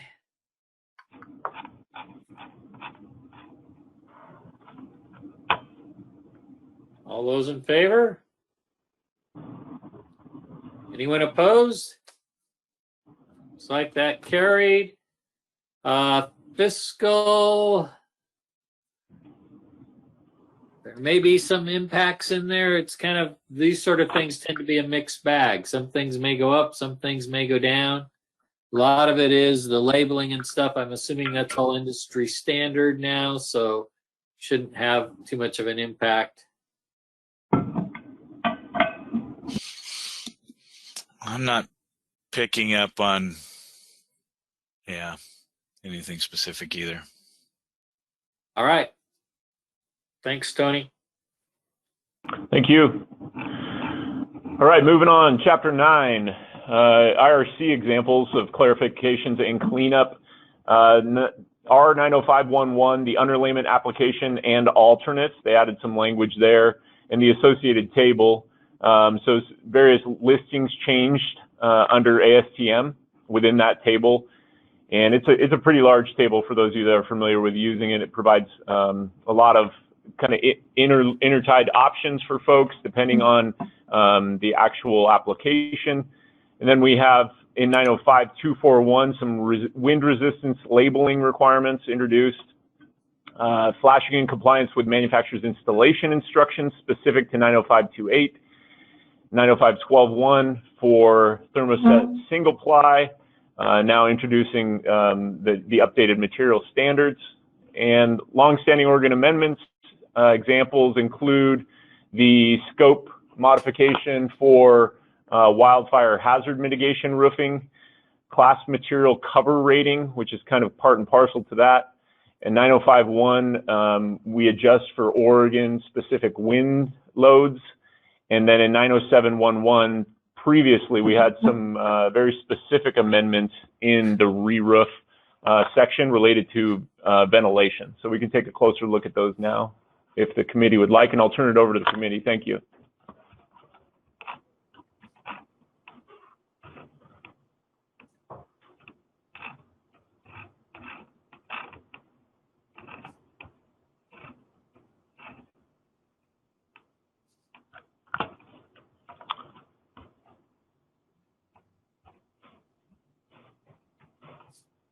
So the re-roof ventilation, Tony, how much different is that from what the national language is? Mr. Chairman, I'll navigate to that right now. We can take a look at the language.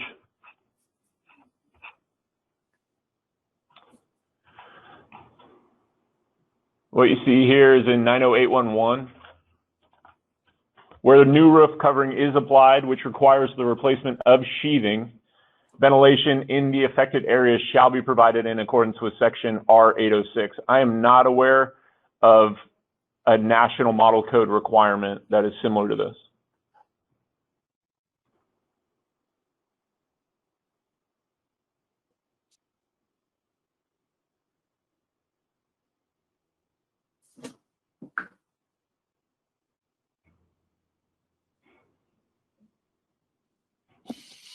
Yeah, I'm all right with that.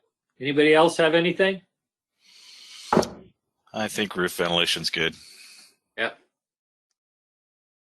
On any of the other topics, anybody?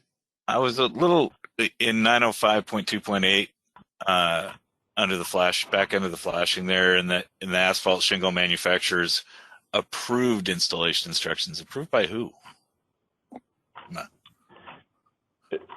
I think the intent, Mr. Chairman, that's a good question. I think the intent would be as approved by them, but see the way it's written, it says approved as acceptable to the building official. Correct. Structures shall comply with this section and approved installation instructions.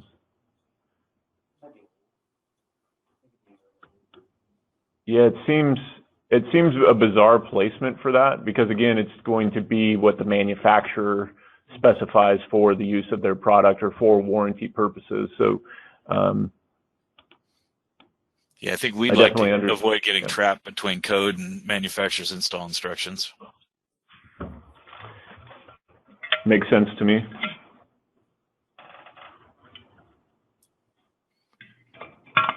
Committee, does the word approved need to be in there? No, I think that just causes confusion.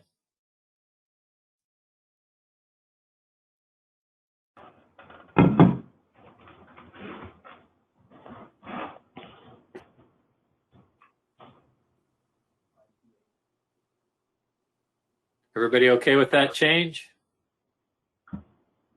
All right.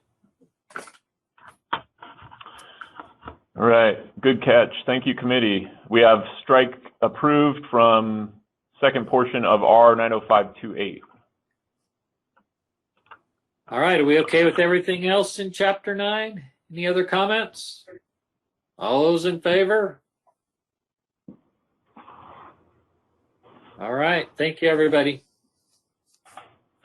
And I don't think I see anything there that's creating a lot of new costs. Is the labeling something that's going to add some costs, Tony? We could take a closer look at the labeling there. Hey, Nate. Actually, go ahead. I'm sorry. Oh no, I interrupted you. Nate's on the supply side. Is there costs associated with the labeling? On which section? He's highlighting it now. Okay. No. I mean, it's going to have a label regardless, so that's what's printed isn't going to be associated with any additional costs. Yeah, it should be on the packaging, I would think, already. I just didn't know what it was. Thanks, Tony. Thank you.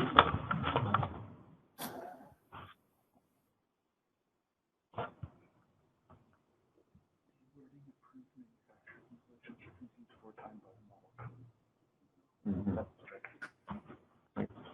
of the places in chapter 9. In chapter 9? Okay. I'm getting some information from Laura, who is our support coordinator and paratechnical expert, and she's telling me that the same configuration of approved installation instructions occurs 4 times elsewhere in chapter 9. So if the committee wants to take a look at those other examples, 9031. we have one in 9031. I'm going to bring that up here just a second.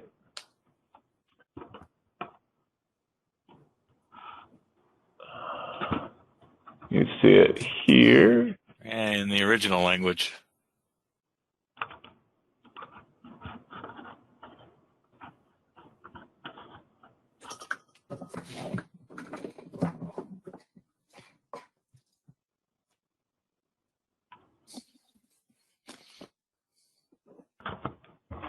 One of the other ones. Yeah. 90545. We have 90545.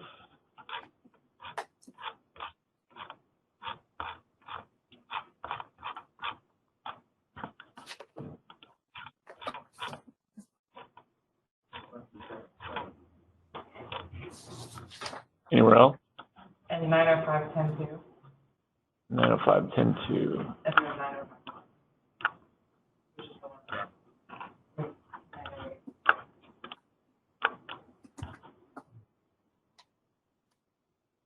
Here it is again. Approved manufacturer's installation instructions. Say approved manufacturer's installation instructions or approved, manufacturer's approved installation instructions. Yeah, and just so you know, approved by definition is acceptable to the building official.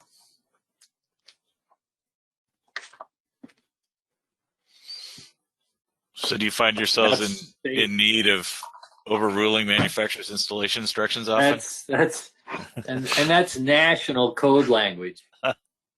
Interesting. Yeah. I've never had a problem with it. It just seemed odd to me. Yeah.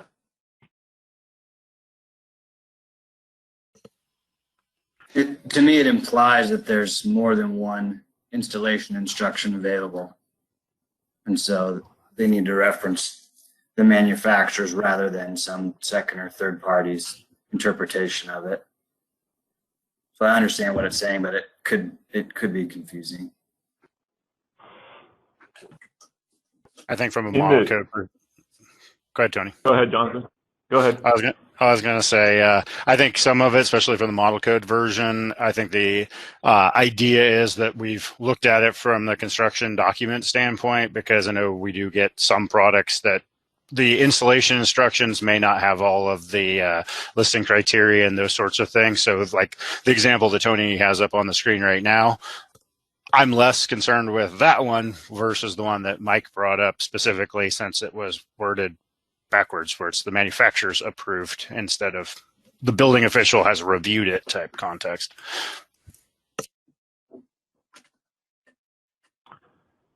On the commentary language too, which again, it's opinion model commentary, not code, but it reflects basically how it was worded in the one that Mike originally brought up, which is this should not be an italicized term. This should be the manufacturer's approved instructions.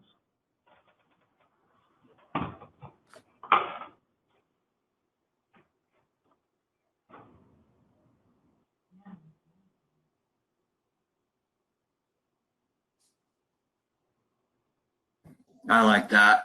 I know on the supply side, oftentimes we'll get calls from builders asking us to find for them the manufacturer's installation instructions, email them the PDF so that they can go out to their installers and make sure it's done correctly. So that makes sense to me.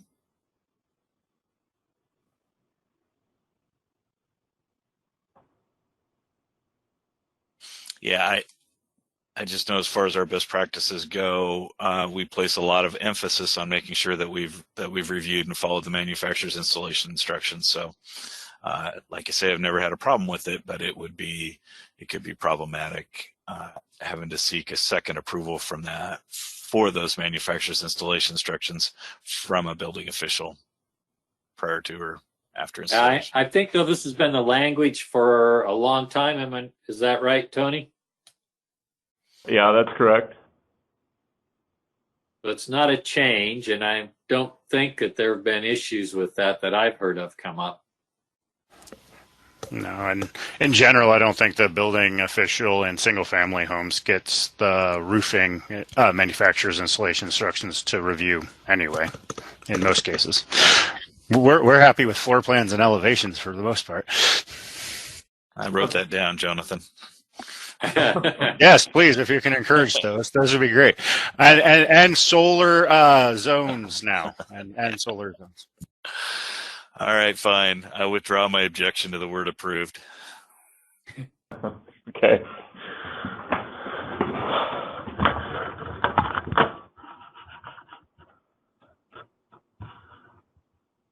All right. Mostly because it's model code somewhere. So many other places it'd be a mess. Right. It could be all over in the code. Yeah.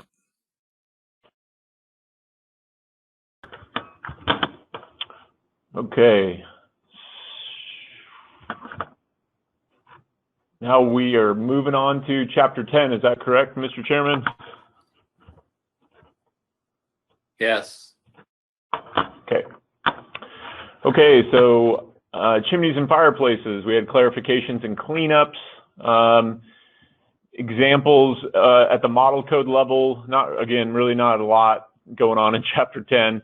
But we have R1005.8 insulation shields for factory built chimneys, and the examples of Oregon amendments in Chapter 10, which are very limited. We have an informational note related to a spark arrestor that has been in code for a long time, and that is the only example listed here in Chapter 10. So I can pull up the new chapter from your committee page, and we can look at any of those items that you'd like, and I'll turn it over to the committee. Thank you. The insulation shield caught my eye just because we always do an insulation shield. So what changed that necessitated the code change? What was missing? I think it was simply a clarification, Mr. Chairman. Let me bring it up right here.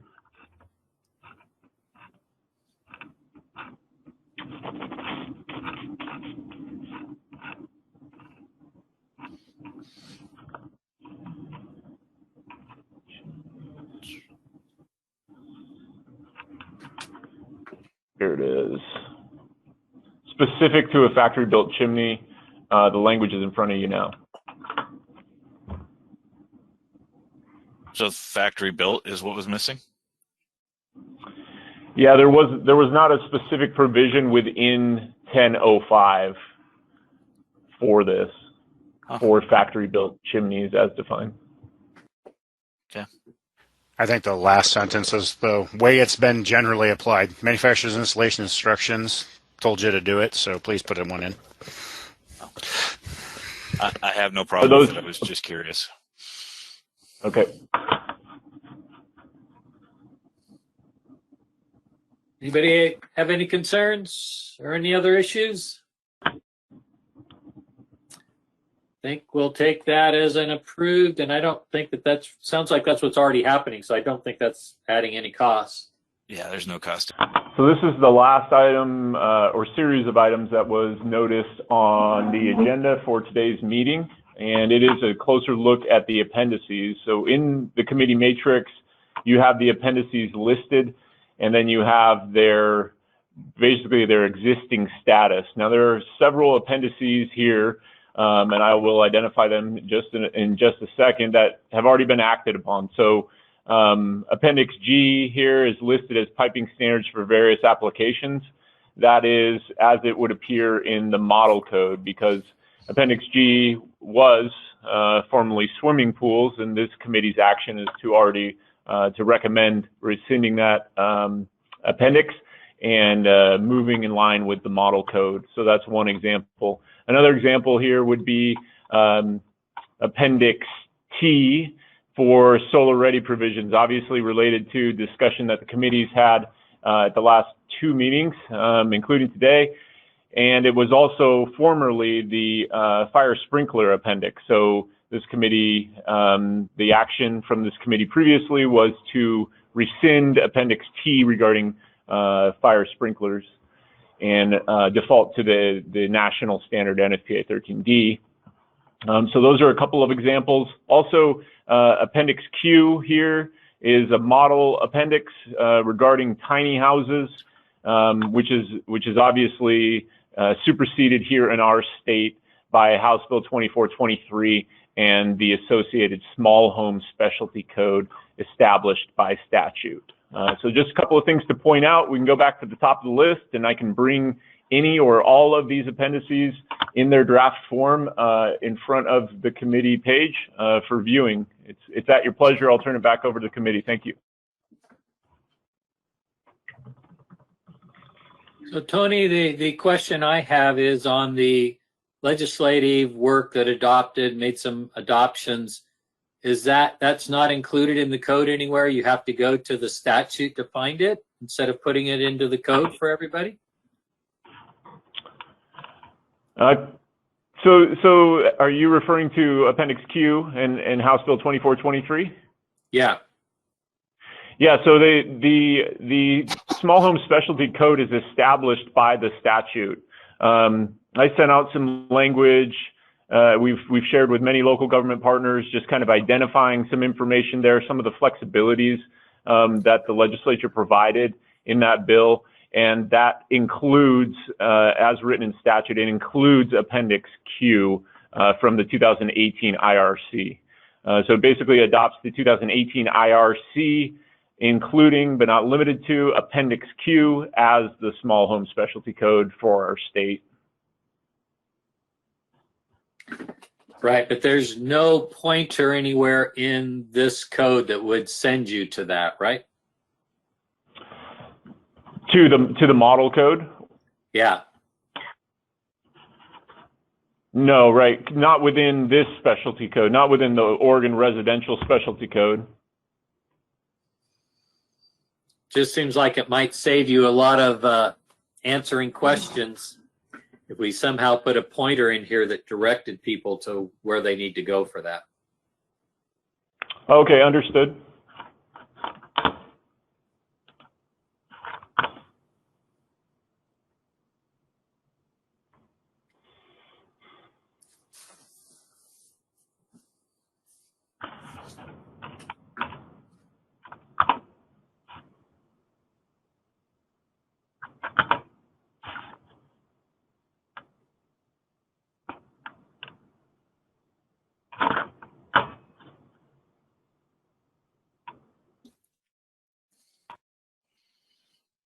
I just had a quick question on F, Tony.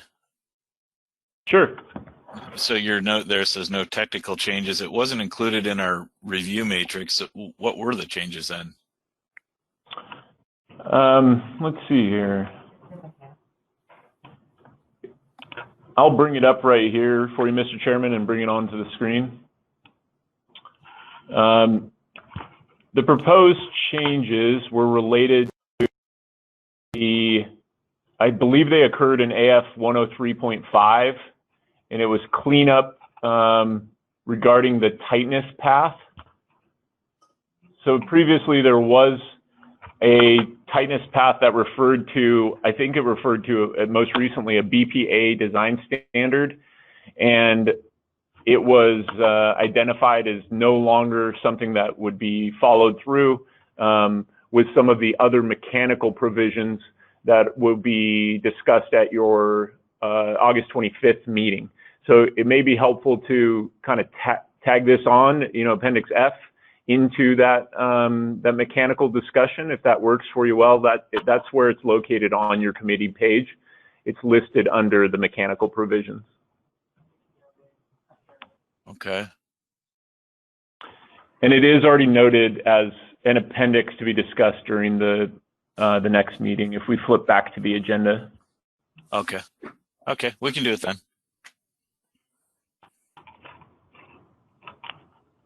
Yeah, it's right Oh, look at that. here. Yep. So I guess I had one just clarification question, since this is the first time we're doing a ORSC committee meeting after the revised OSSC at Chapter 1.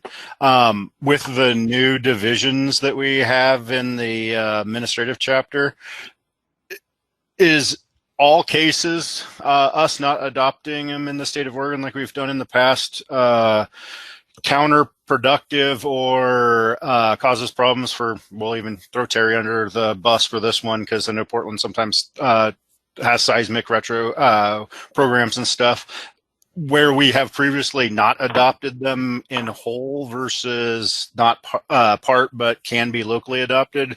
Is that something that will come back to us in that format? You know, using the, I know we talked in the previous code committee meetings about, you know, should we have adopt Appendix J for existing buildings versus not having something in Oregon type thing, where, you know, a lot of us use the model code anyway, but for people that want to use it, but being not adopted in the state, if I remember how the OSSC got written, it was, now it's off the table, you're not supposed to use it. So a couple of points there, Mr. Walkema, thank you. So yes, the structure that we're familiar with in Chapter 1 about, you know, these appendices are not adopted and may not be adopted. These appendices are not adopted but available for municipal adoption, and these appendices are outright adopted as a portion of the Oregon Residential Specialty Code. That structure will still exist. J, as it appears on your matrix, is not adopted but available for municipal adoption.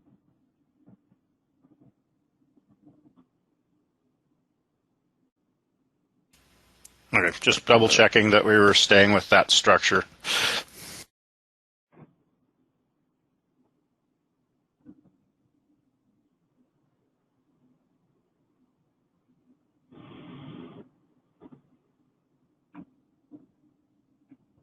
Are there any of these that we want to take a closer look at? I can bring them up for the committee.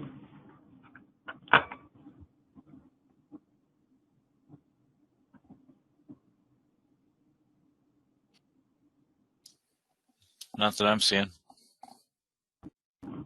Okay. Anyone else?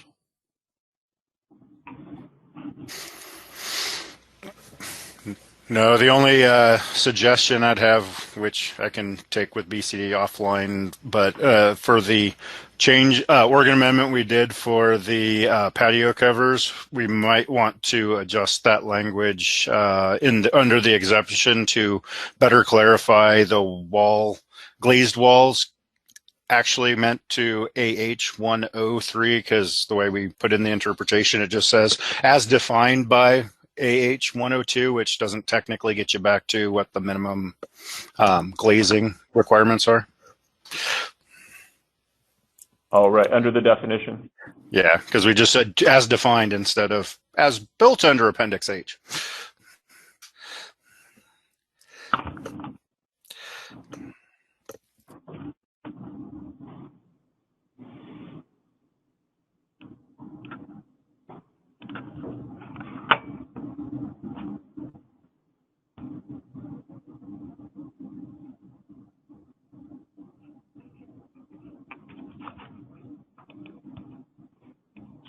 And you'd like, Mr. Walkema, you'd like that to occur in R105 too? Yeah, I think it was the 11 code we put it clarified that wall cover, because previously I guess we used to have it where it was clear that you could have wall coverings on a patio cover, and then it got removed. So that was the approach we took for the 11 code, was to circle back to that defined part. And unfortunately, you know, we still at times get questions from people and clarifications from other agencies that are like, well, it doesn't say to use that other section type thing. Yeah, no, that makes sense. And under prior iterations of the model, the definition of patio cover in Appendix H was about, you know, 2 paragraphs. and now it's a simple sentence. So I'm tracking you. It makes sense. Thank you.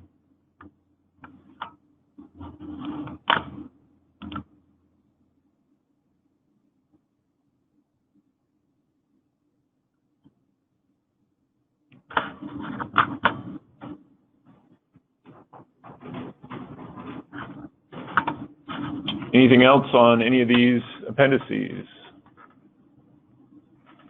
excluding F?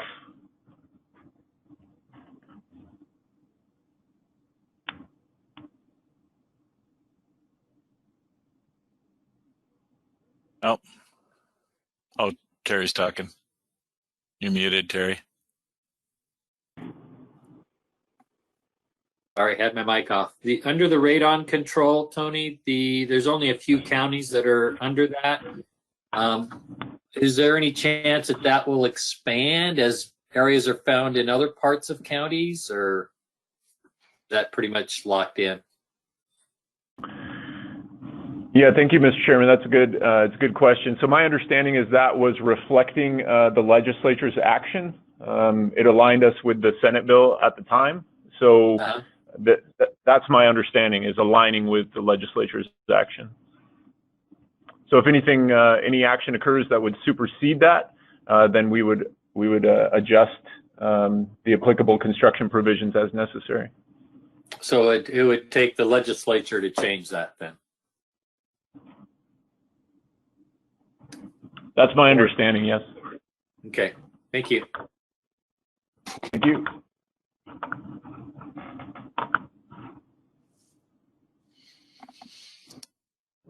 Anything else on appendices? Appendices?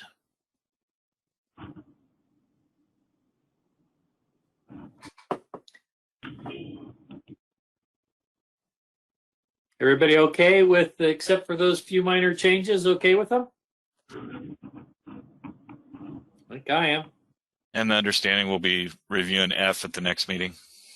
Yep. Correct. It's already noticed for that meeting, so that'll be not included in any committee recommendation for the appendices here. Yeah, I just found it at the bottom of the mechanical matrix, so thanks for that heads up. Sure. Yeah, so I think as is, I don't see any, other than the ones we've already done, any change cost effects on them. Do you, Mike? Other than T, and we'll see what happens with F. Yeah. Right. That's one that we already did. So. All right. Yeah. Good. All right, great.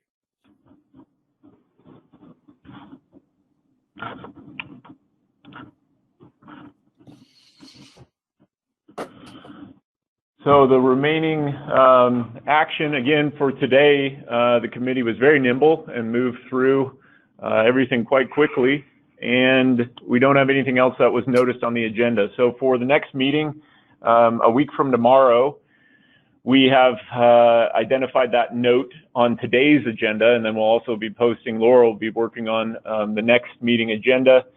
And we've identified that Chapter 11, the energy provisions, and then Chapters 12 through 22, and Appendix F, all mechanical provisions. Chapter 24, the fuel gas provisions, will be discussed during the third committee meeting. And if there's anything else that you would like us to either structure in order or notice on the agenda, it's at the pleasure of the committee. So I'll turn it over to you for discussion. Thank you. I was just curious what you and the rest of your team's approach was on that. You've got the mechanical matrix listed first, followed by energy efficiency, and it seemed to me maybe following energy efficiency and bouncing over to mechanical as we needed to made sense. But is there a reason it's listed this way? No, Mr. Chairman, there wasn't any specific reason. I think the idea was that the mechanical provisions are relatively simple. There is one specific chapter that ties very directly to the proposed Chapter 11 provisions, and that is Chapter 15. But again, it's at the pleasure of the committee. So however you would like to notice it, we'll make that happen. Yeah, I'm guessing we'll have more people wanting to give input on the energy part. So it seems like if we do that first, so everybody have their time certain. What do you think, Mike? That's exactly what I was thinking. If we took that on first, where we had the majority of the folks on the call there, then we could circle back and take the easy stuff at the end of the meeting.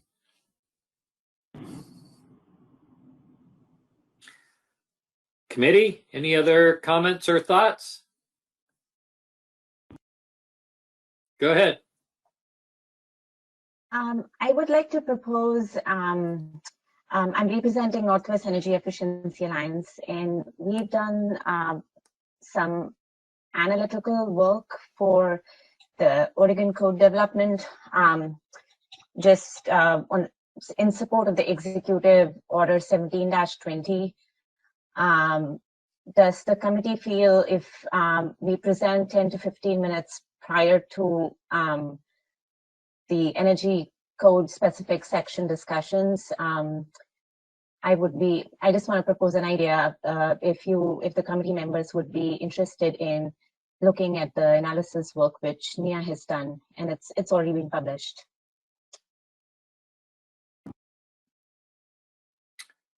Think I would be interested in that. Anybody else? I see Jonathan saying yes. Looks like we've got several others that would be interested also. Yeah, just the number of people involved. I'm certainly more interested at the 10-minute level, but that's splitting hairs. So, yeah. Thank you, committee. I guess for clarification on this code amendment cycle, do we have a prescribed energy efficiency that we're supposed to hit? I know previous ones, legislature was nice enough to tell us you've got to be a percentage better or whatever. Is this one that we have a target we have to meet?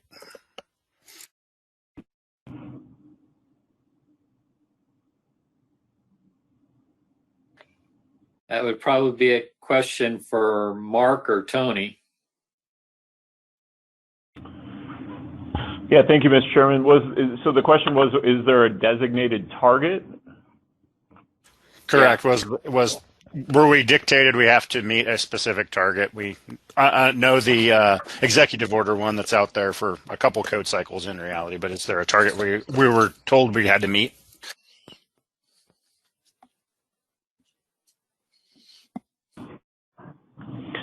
My understanding is not for this adoption, but it is set for the future adoption.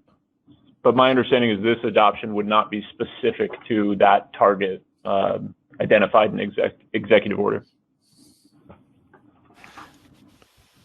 And not saying on the agenda, I know unfortunately our work on the energy efficiency directly relates to the REACH code. Are we having to think of that for the REACH code, or is that going to be strictly the board?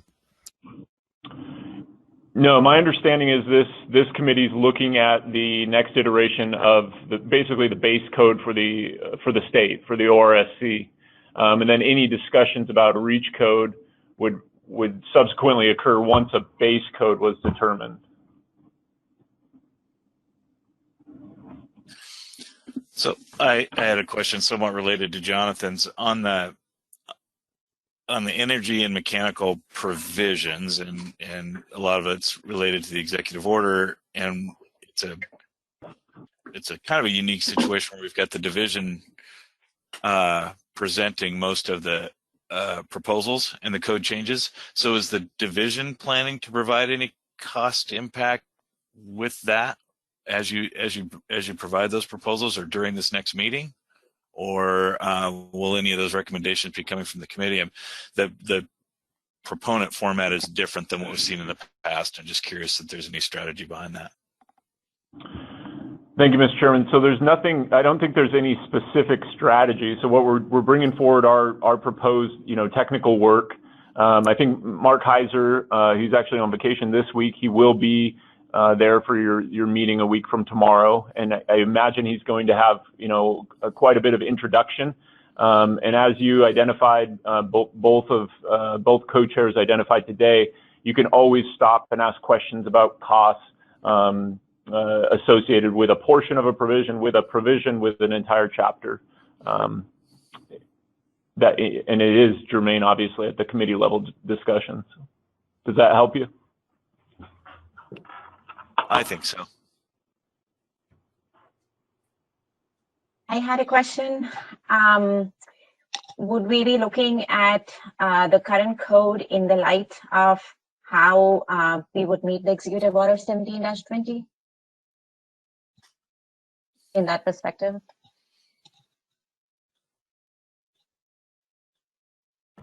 I'm not sure I'm understanding the question, Shilpa. Do you mean the current, like the 17 ORSC? So the proposed code, which we will be looking at, is the it's the Oregon Residential Specialty Code 2021. So we would be looking at the proposed code in the perspective, laying the perspective on how we are going to meet the Executive Order 1720 target. I just wanted to clarify that the order itself says by 2023 we need to meet dozer equivalency. So I know we're looking at the current the proposed code, and the targets are set for the year 2023. But would we be looking at the proposed code from that perspective? Yes, I imagine that'll be included in the overall consideration. Absolutely. And we have a couple moving parts here, right? So as you identified, we have an executive order, and as Mr. Goodrich identified, we have an executive order specifying certain target dates, and then we also have the technical work that the division put forward regarding Chapter 11. I think we put it forward for the April 1 meeting that was eventually rescheduled, and we included it also in the joint SEEB Residential Manufactured Structures Board meeting again, and it has been posted on your committee webpage as well. And that's where Mark Heiser and probably Kelly Thomas are going to be kind of teeing up the discussion and what is involved in that discussion. Thank you, Tony. I have another question. You're referring to the board packet in April that titled the proposed code, which the division put out as REACH code. I just want to clarify, we're still looking at the current, it's the proposed base code and not the REACH code. Correct. So the Chapter 11 that's posted on your committee webpage is the proposed, that would be the proposed 2021 ORSC base Chapter 11. Thank you. Thank you.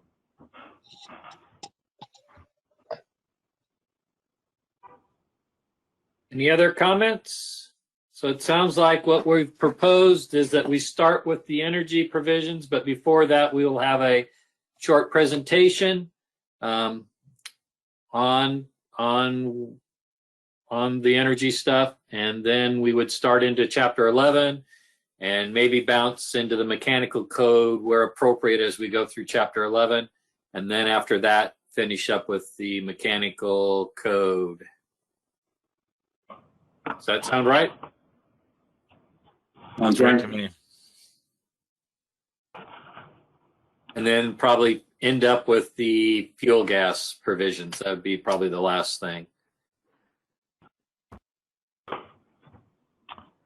Mr. Chairman, do you think the time, the 9:30 start is going to be providing enough time to get through what is noticed for that meeting? You know, I think parts of it will go pretty fast. I think we're proposing to do the heavy stuff first, which I think is the better way to do it while people are still fresh.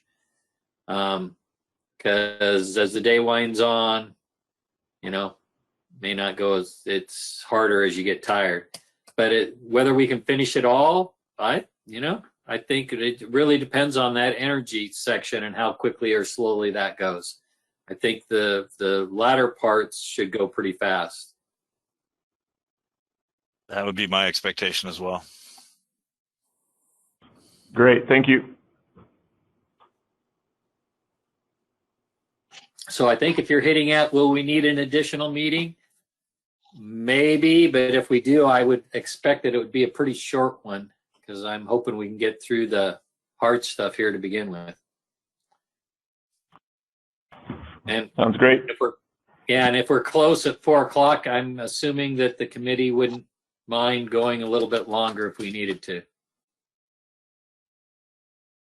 Any thoughts Yep. from anybody? Yeah. Sounds like a good plan. Mike, did you get a clear answer about the cost increase analysis for Chapter 11? Would we be able to identify those ahead of time so we can address that in this meeting? Tony, correct me if I'm wrong, but I think I heard him say that Mark Kaiser will be doing a presentation, but that we probably would not be getting specific costs from the division. Is that correct, Tony?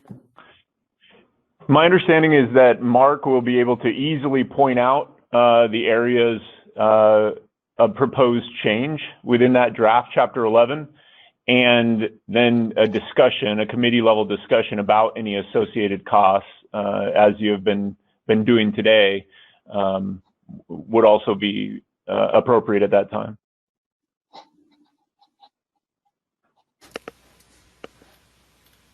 So So knowing I think it falls back on us to say what we think the costs will be. So knowing that we have a supply person on our committee, it might be good to at least look at especially the window one, because that's going down to a 0.27 versus a 0.30, just so we have an idea of what that cost would be.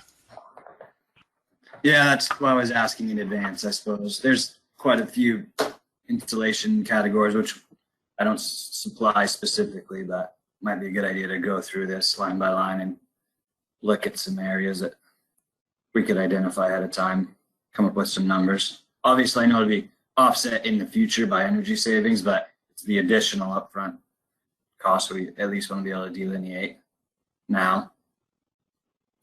That'd be helpful.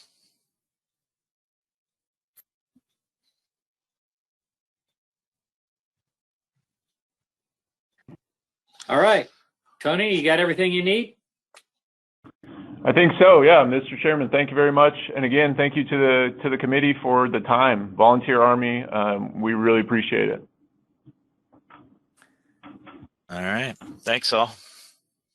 Thank you, everybody.